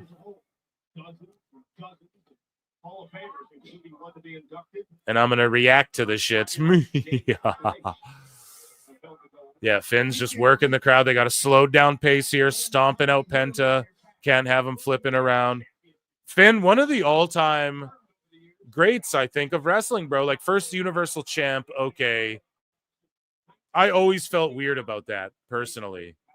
But just, again, too sweet, baby. Let's fucking go. But, yeah, just one of the all-time greats, man. Like, a great heel when he needs to be. When he's a baby face, he's super over. Oh, that's like his finisher, that Eye of the Hurricane or whatever the fuck that. I think Hurricane used to do that move. It's called the Eye of the Hurricane, no? He'd go like reverse DDT, then like drop the elbow or whatever. 92 likes. Holy shit. Yeah, there's 310 people watching. If you guys are on X, consider coming over to YouTube. Hit like, hit dislike, subscribe. I'm on 2 channels on YouTube. The replay gets uploaded to the secondary channel. There's not as many of you over there, but consider coming over to the Clips channel, which is the main channel, okay, with all the subs there. We're almost at 2,000 on the Times channel, and we're at like 65, 63, 64, 65. I'm so sorry. I don't know because it's going so fast, and thank you all. Round of applause for the PWT University and here with me. Road to WrestleMania. Big Show did it also, right? Big Show would drape the leg, and then he stopped draping the leg for a bit, and then he started doing it with the arm, or vice versa. Like, he'd do it with the arm, and then you guys know what I'm saying? Or maybe he did both, but he would also drape the leg from that position, which was a cool move too, actually. But yes, that's what it was, the Eye of the Hurricane.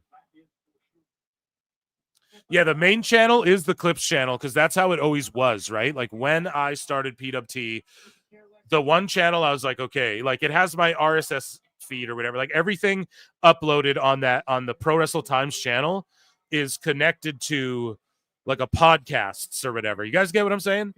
So I just do the replays over there. But then I was like, fuck it, I might as well just go live on that channel too. Like, I'm just on more channels that way, right? So like before, I used to keep it private over there. And then the Clips channel's like where if you guys scroll back, like I'll upload random shit and random edits I do or clips of Patreon videos or whatever, you know? And that's where like all my playlists are. Like I have playlists of my appearances from other shows and shit on Clips. So that's the fun, the main channel, you know? And that's where like I do my community posts and stuff like that and member shows and stuff. So you want to check that out. Well, member shows are for both actually. And soon they're going to be for patrons too. And I've got that set up where if you're a patron, you get the members only YouTube shows too. But yeah, I had a weird thing where with Patreon for a minute there this past month. So now it's all fixed and good and we're good. Here we go. He hit him with the same move again though. So that's kind of whack because Finn's used that as a finisher or like a signature, but he hit him with it on the apron. And I know it's during the commercial. And then right before we come back for commercial, Finn hit him with that same move, pinned him 1-2 kick out. And it's like, damn. So I guess that's not a finish anymore or whatever the fuck. It was in commercial, pal, but I saw it. So 20 seconds till we're back from commercial. The final cut. Thank you. Yeah. My dad's fine, guys. He was about 50 miles away. Good. Shut him out for being good. Keep that up in this one-on-one match. And to Balor and a barn burner here on Monday Night Raw. The 4 men of the Sunday WrestleMania. Cover up the Superplex. Hit him mostly because I can't hear Jericho. I'll tell you about the signs later. Good story. Fuck yeah. Hell yeah, dude. I want you to tell me all about it in a long, write the shit out. Or send me like a long-ass voice message. that we can play, or maybe don't do that, or whatever you feel comfortable with. Okay. People calling for Jericho willy-nilly. Don't let the inmates run the asylum. PWT ain't AEW. That said, hit him. What? Fucking, hey, how about no? How about nobody's calling the goddamn Sometimes in life, you shots here, gotta be a okay? hoe. This is my goddamn show. Do you hear me? I'll play what the fuck. I'm playing an Ichi Nissan Dan now. We'll get goddamn Jericho when I goddamn well feel like it. PWT Universe, calm the fuck down. Motherfuckers, no. I love you all. 626, did he call for one? He's alleged tonight. He's alleged. He gets a Jericho for just being a legend. I look and see it's not just me.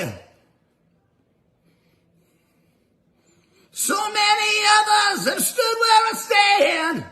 We are the young, so raise your hand.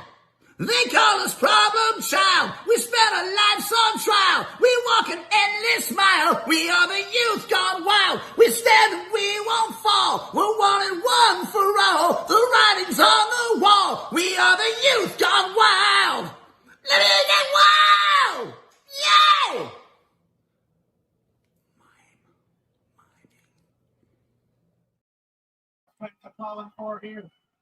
Awesome. I needed to choose some spinach. Yes, fuck Jericho. We deserve this. The reduced schedule is more a hindrance. Good note. Bye 2J. Yeah. Hey, don't be haters, bees.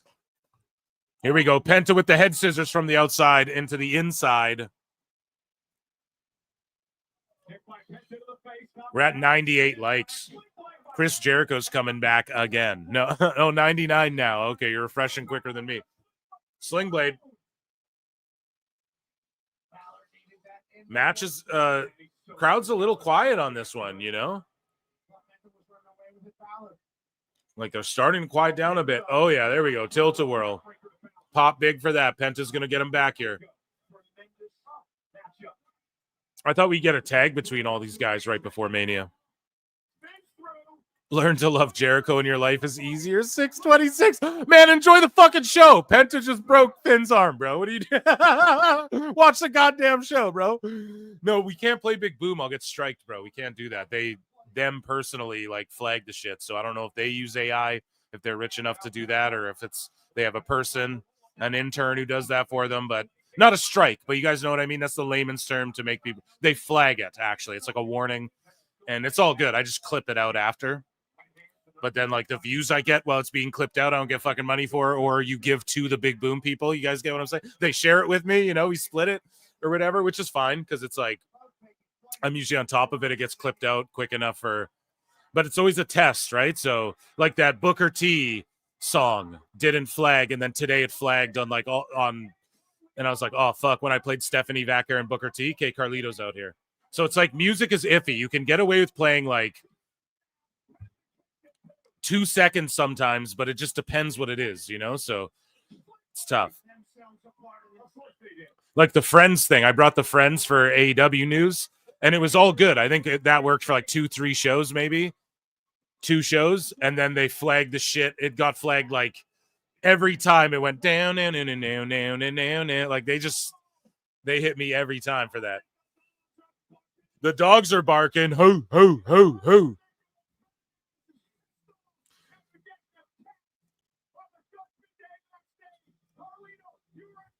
Okay, I think we got to 100, so you guys want more Rhea, we can do that.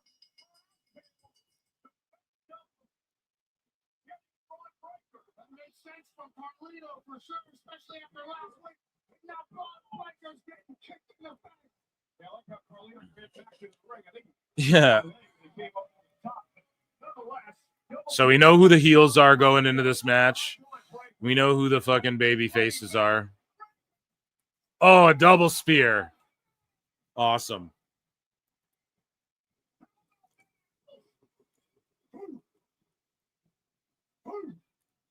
Breaker's got like a cut on his shoulder or something, just minor. He's going to spear the shit out of Penta.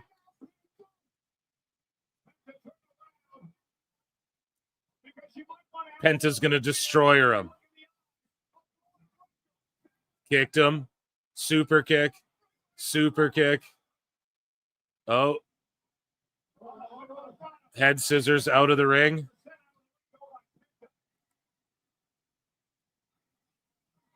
Oh, is he going to dive on everyone? Oh, Penta. And where's Finn, though? Carlito's taking all the bumps for Finn. Come on. Oh, come on. That's not very fair. Okay, there's Rhea.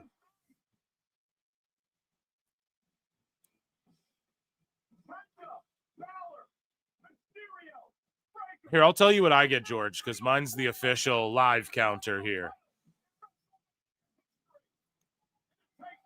Because for some, I'm at 99. So something's 99 red balloons floating in the summer sky.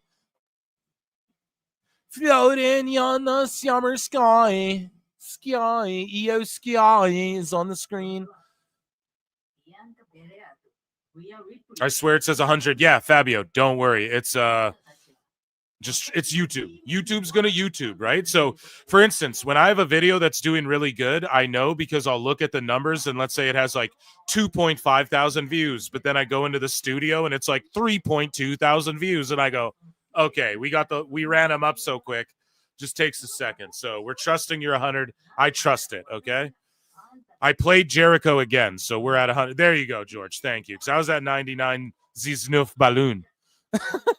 How do you say that again? How does that song go? 99 is Snuff Balloon. I know Moose Knuckle knows this.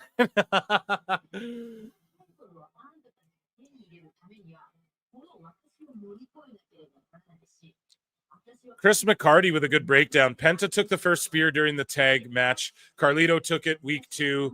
Luft balloons. Yeah, thank you all, Jake. That's it. 99 is Luft balloons. The German version.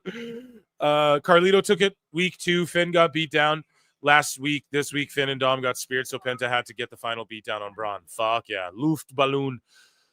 Is Luft balloon. Who gives a shit? Okay, no. Seek Luft balloon. I'm surprised you know this, good sir. Celebrating Hanukkah and all recently. No, I'm joking. Gunther balloons. Yeah, actually, it's 9-9 East Gunther balloons. Seek Gunther balloons, right? That should be Gunther's theme. Yeah, 99 red balloons. Go, boy. Meow, meow, meow, meow, meow, meow, meow. 80s MTV. Yeah, I came after that, but that whole vibe is just my shit. My heart.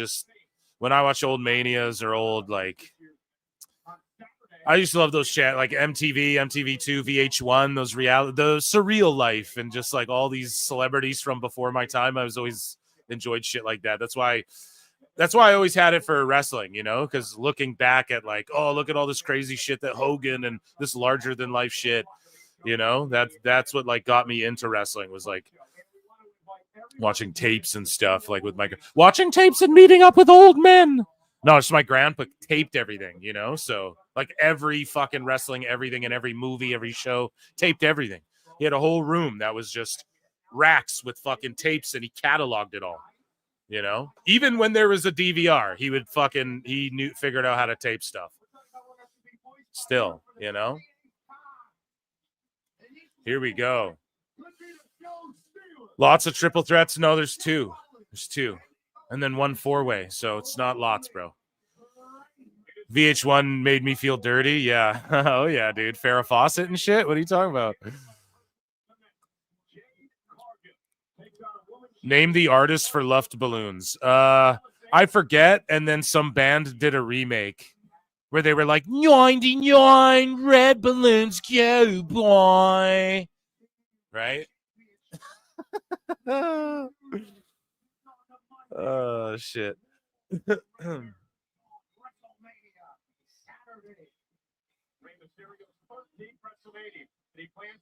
Vanilla Ice and Ron Jeremy becoming boys.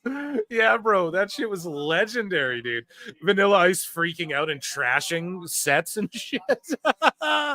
Sounds like a question for pop-up video. Pop-up video. Fucking amazing. Come on now, man. Come on now, man.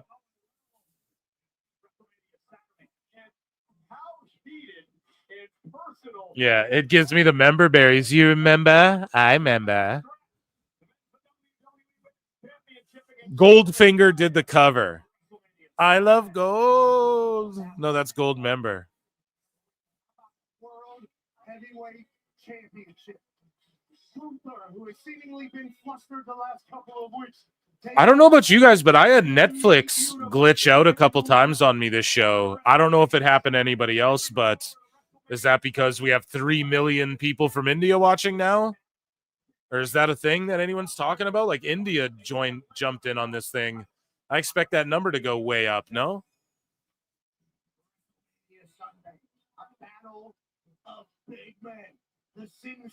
It just glitched for me too. There you go. Yeah, it fucking glitched for me like 2-3 times, bro. We're all old. Well, I'm 33. Speak for your old ass self. But we're no, I'm just joking, brother. I turned 33 at the end of last year, so we're oh shit, man. These all Matt, this is what I love about the Mania. Right. Thank you, Steve. Tell him, Steve, Dave. No. I like all these matches because they could all go either way. We don't like fully know. There's no way to predict, oh shit, this person's gonna walk out or this person. I feel strong about Bianca. I am gonna give last minute picks, obviously, as I do. So make sure you're tapped into PWT all this week. But you know, if Cena or Cody wins, I could see either outcome, and I'm not mad at either guy who wins, right? It's just how we get there that better fucking deliver and hit home, right? So that's what I like. The triple threat, the world title match, they're all 50-50, or if it's like a four-way, then it's like 50-50, 50-50. No, I'm joking. 25-25, 25-25. Yes, absolutely. MJG for 2 says breaking New Japan reports on some X error select. Yeah.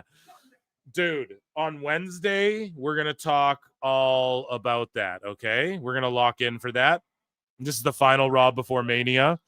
I want you to keep all your tweets handy. Thank you for sending me stuff. I have bookmarked it. I did see the DM you sent me.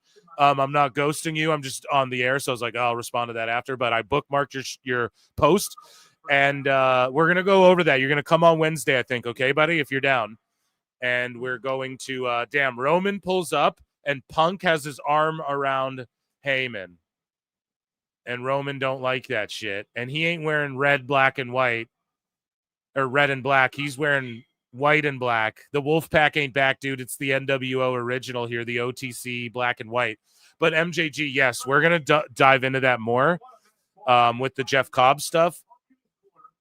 And I have some thoughts and some shit on that too, because I've been chronicling that. I called it a long time ago. I said NJPW is going to... Well, we've DM'd about it. You already know, and I've covered it on the show ad nauseum. So we're in big boy time here with the OTC and Punk, so we're going to get into that. But MJG, yes, we will talk on Wednesday. You'll pop in for a segment, okay? 30 minutes or whatever you want to do, an hour. And fuck it, we'll do it live. Like they're jilted lovers, yeah. My tribal chief finally turned up. Hey, I've been here this whole time. No, one's in the fucking chat for your OTC, baby. Dude, that Bloodline Showcase mode slaps. I'm about to go on the island, but I'm going to stream it. I'm about to be an island boy. Just trying to make it. The fireworks. But yeah, I'm going to do like the island mode and play the My Rise story mode or whatever, where you create your guy and go and do shit. I'm going to do that on Twitch. So make sure you guys check that out, twitch.tv. Yeah, do it live. I'm gonna go on I'm gonna do it on Twitch. And depending on what's going on, yeah, like I'll just jump on my headset and do it. I just need a couple people to mod, that's all, and really make sure like people aren't fucking around.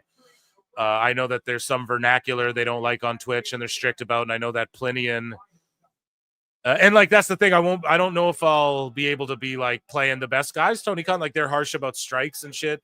But I'm going over all that and learning the ropes. It's just a whole new thing I got to learn. A whole new world. Don't you dare close your eyes, Jamona. So yeah, but for the time being, I'll just get a couple mods in there, and I'm just gonna stream my gaming and just not go too seriously. And if my shit starts blowing up, then that's what happens. You know, we'll just have to put the work in and figure it all out as we go. So Twitches get stitches or something. Yeah. We can definitely do the plenty, and I ain't worried, brother. I got you got my back on this shit. How can I be worried? So you're going to be kissing your brother then, Phil? Oh, come on now. Dunn did what now? I'm talking about. Oh, come on now, Eric. To say, not that there's anything wrong if you're gay, but maybe there's something wrong if you're incestuous. Okay? Blue chews aren't intended for that, Eric. Okay? Oh, come on. I'm not here for that. I do like a healthy AEW, but a healthy sex life with my brother is something that I do not condone. And and if you need help talking, and head to Save with Conrad, and you can sign up for BetterHelp, and we'll get you a live doctor, right? No talking to bots. It's like a self-deletion hotline, but for the internet. Oh my God. Sorry, guys. I crack myself up and ruin my own bits sometimes. I'm Jimmy Fallon. What can I say? No. Yeah, no, it was, listen, the 2K Island. And I know you know that. And that Island boy got knocked out like in a boxing match too. And like a celebrity, quote unquote, if that guy's a Z-list celebrity, right?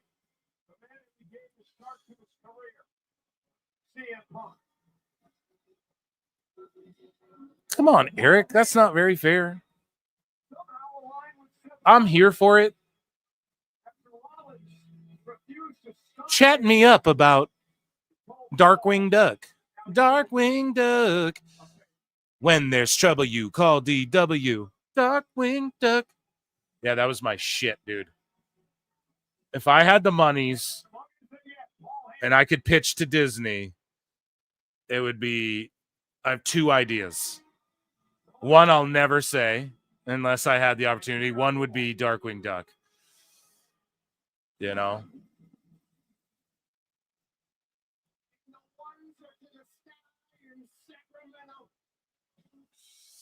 Conrad reminds me of a South Park character. Fucking A, dude. Fucking A, man. He really does. Come on down to South Park and meet some friends of mine. Yeah, I'm going to be like talking about that new season a bunch on my new channel and on other people's shows and stuff with Phil Marks Out. So make sure you guys check that out if you aren't subscribed. Or follow me on Twitter. I'm also on X, Phil Marks Out, at Phil Marks Out. I can pull it up on screen here while we chill and listen to the OTC.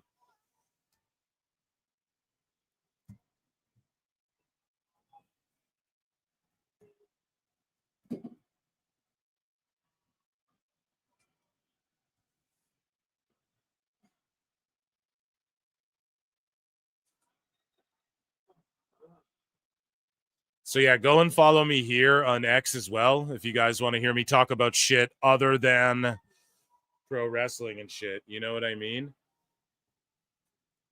And then on YouTube as well, I have this other channel.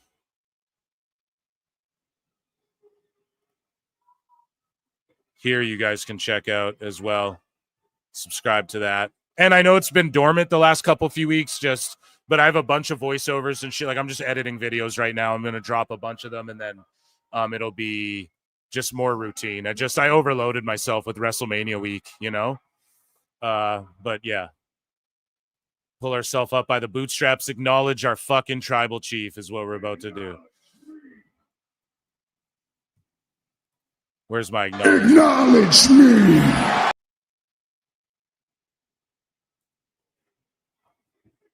And I link up with cool people. Like, if you guys are fans of the Dabbleverse or anything, like I've linked up with cool people. Hughesy's linking me up with everybody. Me and Hughesy link up. So there'll be stuff like content more movie oriented and YouTube drama and that sort of stuff. So check that out. Yeah, if you guys like that. The whole world can hear that you love and acknowledge your tribal chief. Hell yeah. Roman's got big time cheers. That you would never betray your tribal chief.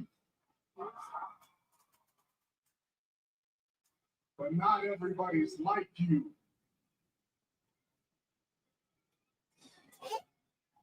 some people would betray me.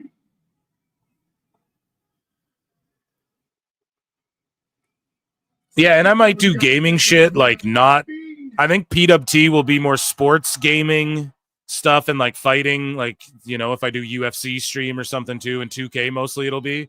And then on Phil Marks Out, I might do like other shit. If I play other things, I might upload gaming stuff over there, you know, as well. Just different off wrestling, combat sports, that sort of thing, you know.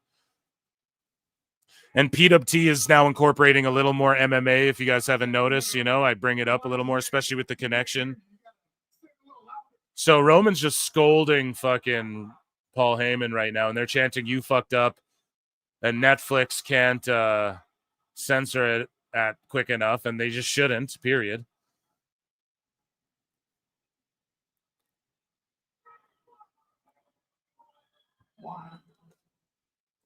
Punk Shirley to come out. Yeah, I hope Rollins does too, and we see a big brawl.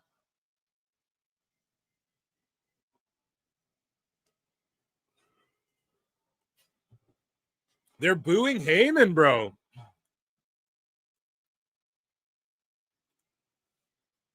People love Roman, dude.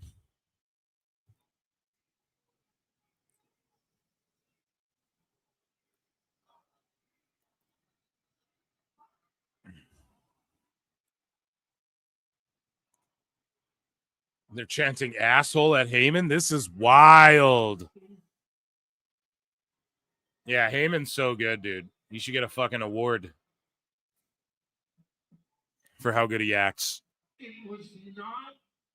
This is insane. Yeah, how they flipped Cash Monet. How they fucking flipped on Heyman. This is insane, man. Acknowledge me. Or actually, it's so insane. We need to.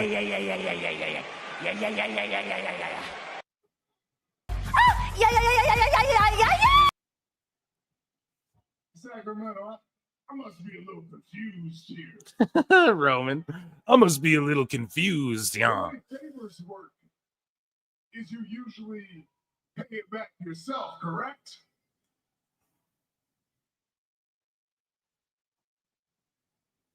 It feels like the only person getting screwed here in this whole phase. So Roman's saying the only person who's getting screwed is him. Kind of. If there's one thing you know about me, if there's one thing you know about your tribal chief. See, Roman's never gone full babyface. The people just demand it.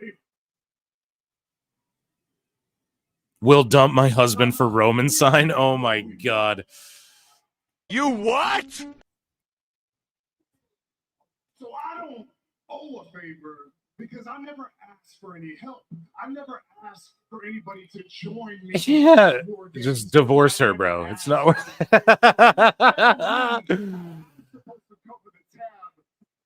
For your dumbass favor. For this dumbass favor, he called it.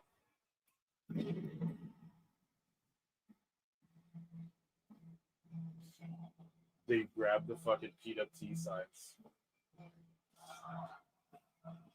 I don't know. 626 is gonna tell me when he's done. He's there right now, you know. He popped into chat too, and he's like, "Bro, funny story later. Like, I can't hear shit. Play Jericho for me." I'm like, "Okay, I can play it." It's funny. Shield from Temu. Yeah, he looks like Zesty Shield member, dude. Right? Oh shit.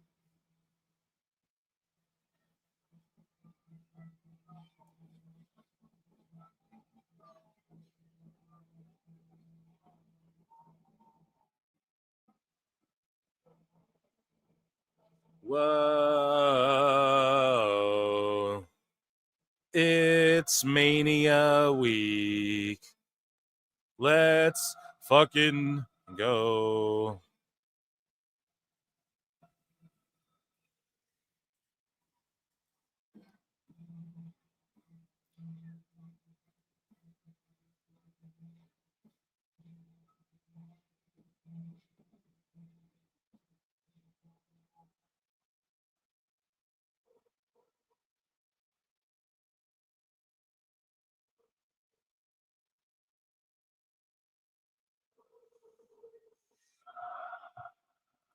Oh, yeah, they're singing his shit. But yeah, thanks for staying locked in. Stay locked in with me all WrestleMania week. I might even try and do like a member show here or a run-in. I got a lot to do, a lot of shows coming up with great guests, and I'm going to keep it rolling this week. I want to just bang, bang, bang, hit you guys with a lot of fun shit. And, of course, I'm going hard all Mania weekend. So let's make it a party. Let's have some fun. I'm going to get lit. And we're going to try and keep up with all the fucking news and funnies that need to be covered, and the cringe that needs to be covered throughout this week here. 8, because it goes past the Raw after Mania counts too, right? So that'll be a big show too. So acknowledge the zest, yeah. See this triple threat match at WrestleMania. This is the biggest, most important triple threat match in the history of WrestleMania, in the history of this company, in the history of this industry, because the winner of this... Yeah, Mania's on Easter weekend. It feels weird, but maybe they think people will be home and shit to watch on streaming together, and maybe... I don't know. Like the ticket, it should have sold out though. They should have made it cheaper and like way more. Like I'd have fucking gone. Me and my wife would have went. Like it just was so expensive. It was like, this is ridiculous, like it's not even, it's like, this is insane, bro. Fucking get there.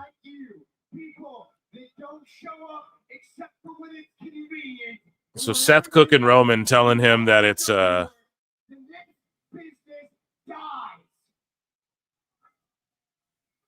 Seth is saying you just show up when it's convenient. He's calling him out. Sorry, he's cooking right now. He's chefing.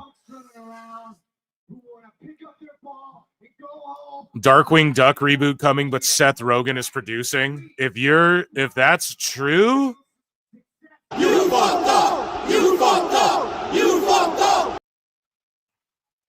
Phil, I missed the start. How's the kitchen? My new sink is really fucking nice, and I love it.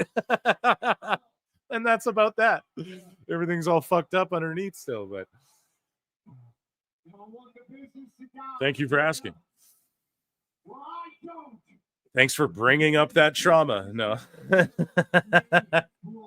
Where is it? I can't find it. I was gonna... Emotional damage. Seth's point is immediately disproven by Cody, though. Rollins will be strung up on a Roman Reigns logo like Austin.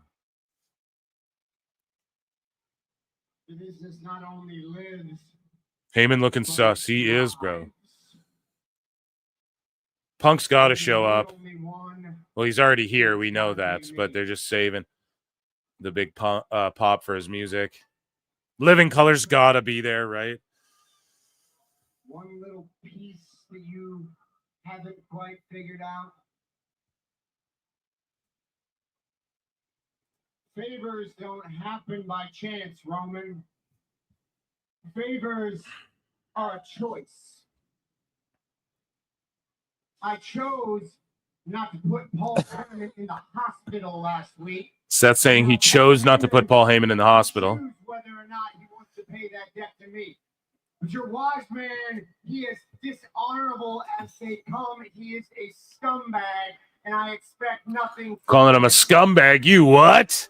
Rollins House L fears, and it bugs me now that I see it. I'm sorry, Phil. Yeah, don't mention it, bro. Let's hope they don't put the belt on Charlotte. Yeah, let's hope not. Heyman leaving Mania with Seth. That's the move, I think, bro. But I think because we're all calling it out, they're going to pivot from that, and it's not going to be that. Has made a choice. But he's telling him Heyman's made a choice. Not just a betrayal, Roman. What you need to ask yourself, the final piece of this puzzle, he's not just returning a favor. He's choosing. You got to figure out why is he choosing. Roman and Seth becoming boys again would be big to me. That would be insane. And Heyman can look at Roman and straight face lie to him and go, I'm not choosing Punk over you, like Heyman can say that because ultimately it's just the favor he owes Punk, but he's going to screw him over for Seth or whatever. that could work. Man buns unite. When has Paul ever stayed loyal? Exactly. And when has Seth ever stayed loyal? That dude's the fucking architect. He's the slime ball who broke up the Shield. The heist of the century at Mania, you know? So I agree. It could definitely, as Brendan Schaub would say, it could go both ways, B. Boom. Glom Seth.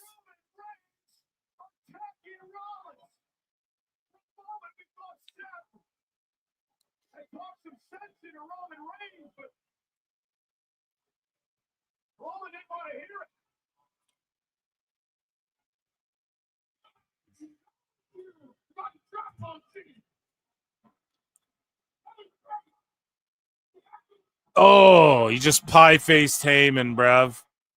What the fuck? Oh, here comes Punk. Yeah, I was like, when the fuck is Punk gonna show up, dude?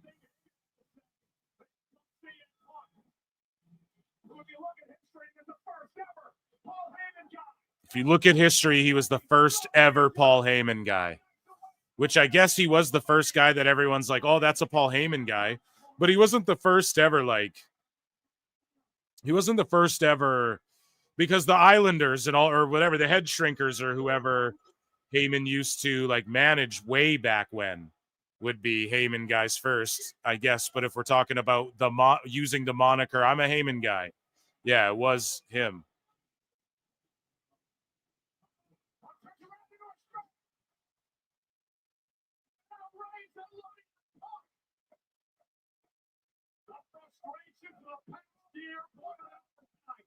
Damn, Punk's getting a beat down. See, I told y'all they were all going to get physical tonight. Boom, chair shot, just like in the past. Yeah, if Brock shows up and beats the shit out of everyone and shit on behalf of Heyman or whatever, that would be insane.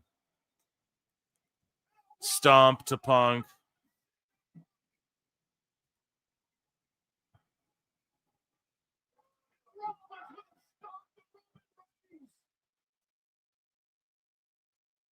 Damn. See, Rollins standing tall. I don't think he's going to win or maybe he does win at Mania. But it can't be him now that he's standing tall, right? Typically who stands tall they don't get the ultimate last laugh, you know? Well, I don't know. Maybe if someone racked up the percentages on that. But even if Rollins turns heel with Heyman, there'll still be half the people behind him singing his shit. That's what's crazy about Roman and Punk and Rollins. Yeah, that was Raw, ladies and gentlemen. Spectacular.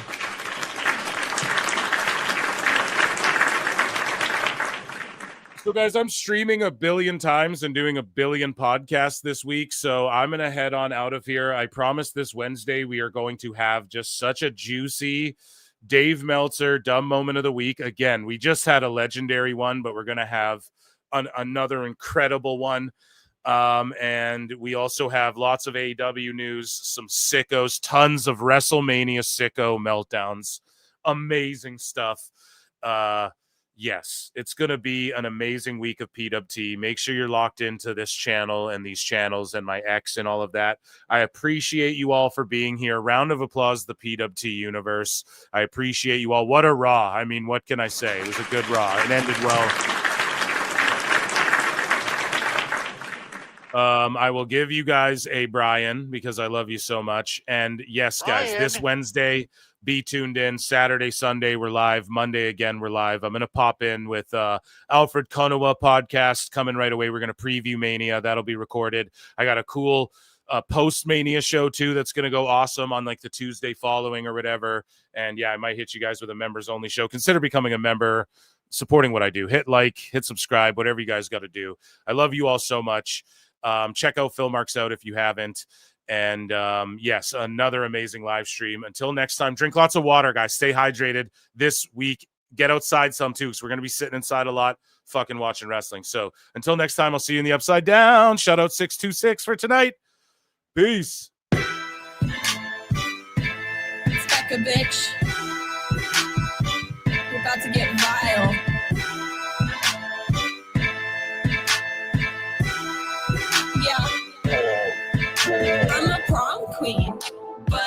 to myself, stacking high green. You're in debt to your health. AARP. Ain't shit old but my wealth. And my oppie's getting dumber every day. Ha! Up in the gym, but I never need a witness. Tonic and gin when I'm working on my fitness. On Becca, on God, I'll make you wish you had this hot bod. On Becca, on God, I'll make you wish you had this hot bod. On Becca, yeah, on God, I'll make you wish you had this hot bod. On Becca, on God, I'll make you wish you had this hot bod. I be flexing like the dudes high on tread, all natural. Better give her tens. They say Blondie, how you getting those abs? Hey Bobby, let me call you a cab. Long legs, I'm a woman in STEM. My eggs, fertile, healthy, and femme. My trades, flowing free like the Thames. And my haters getting madder every day.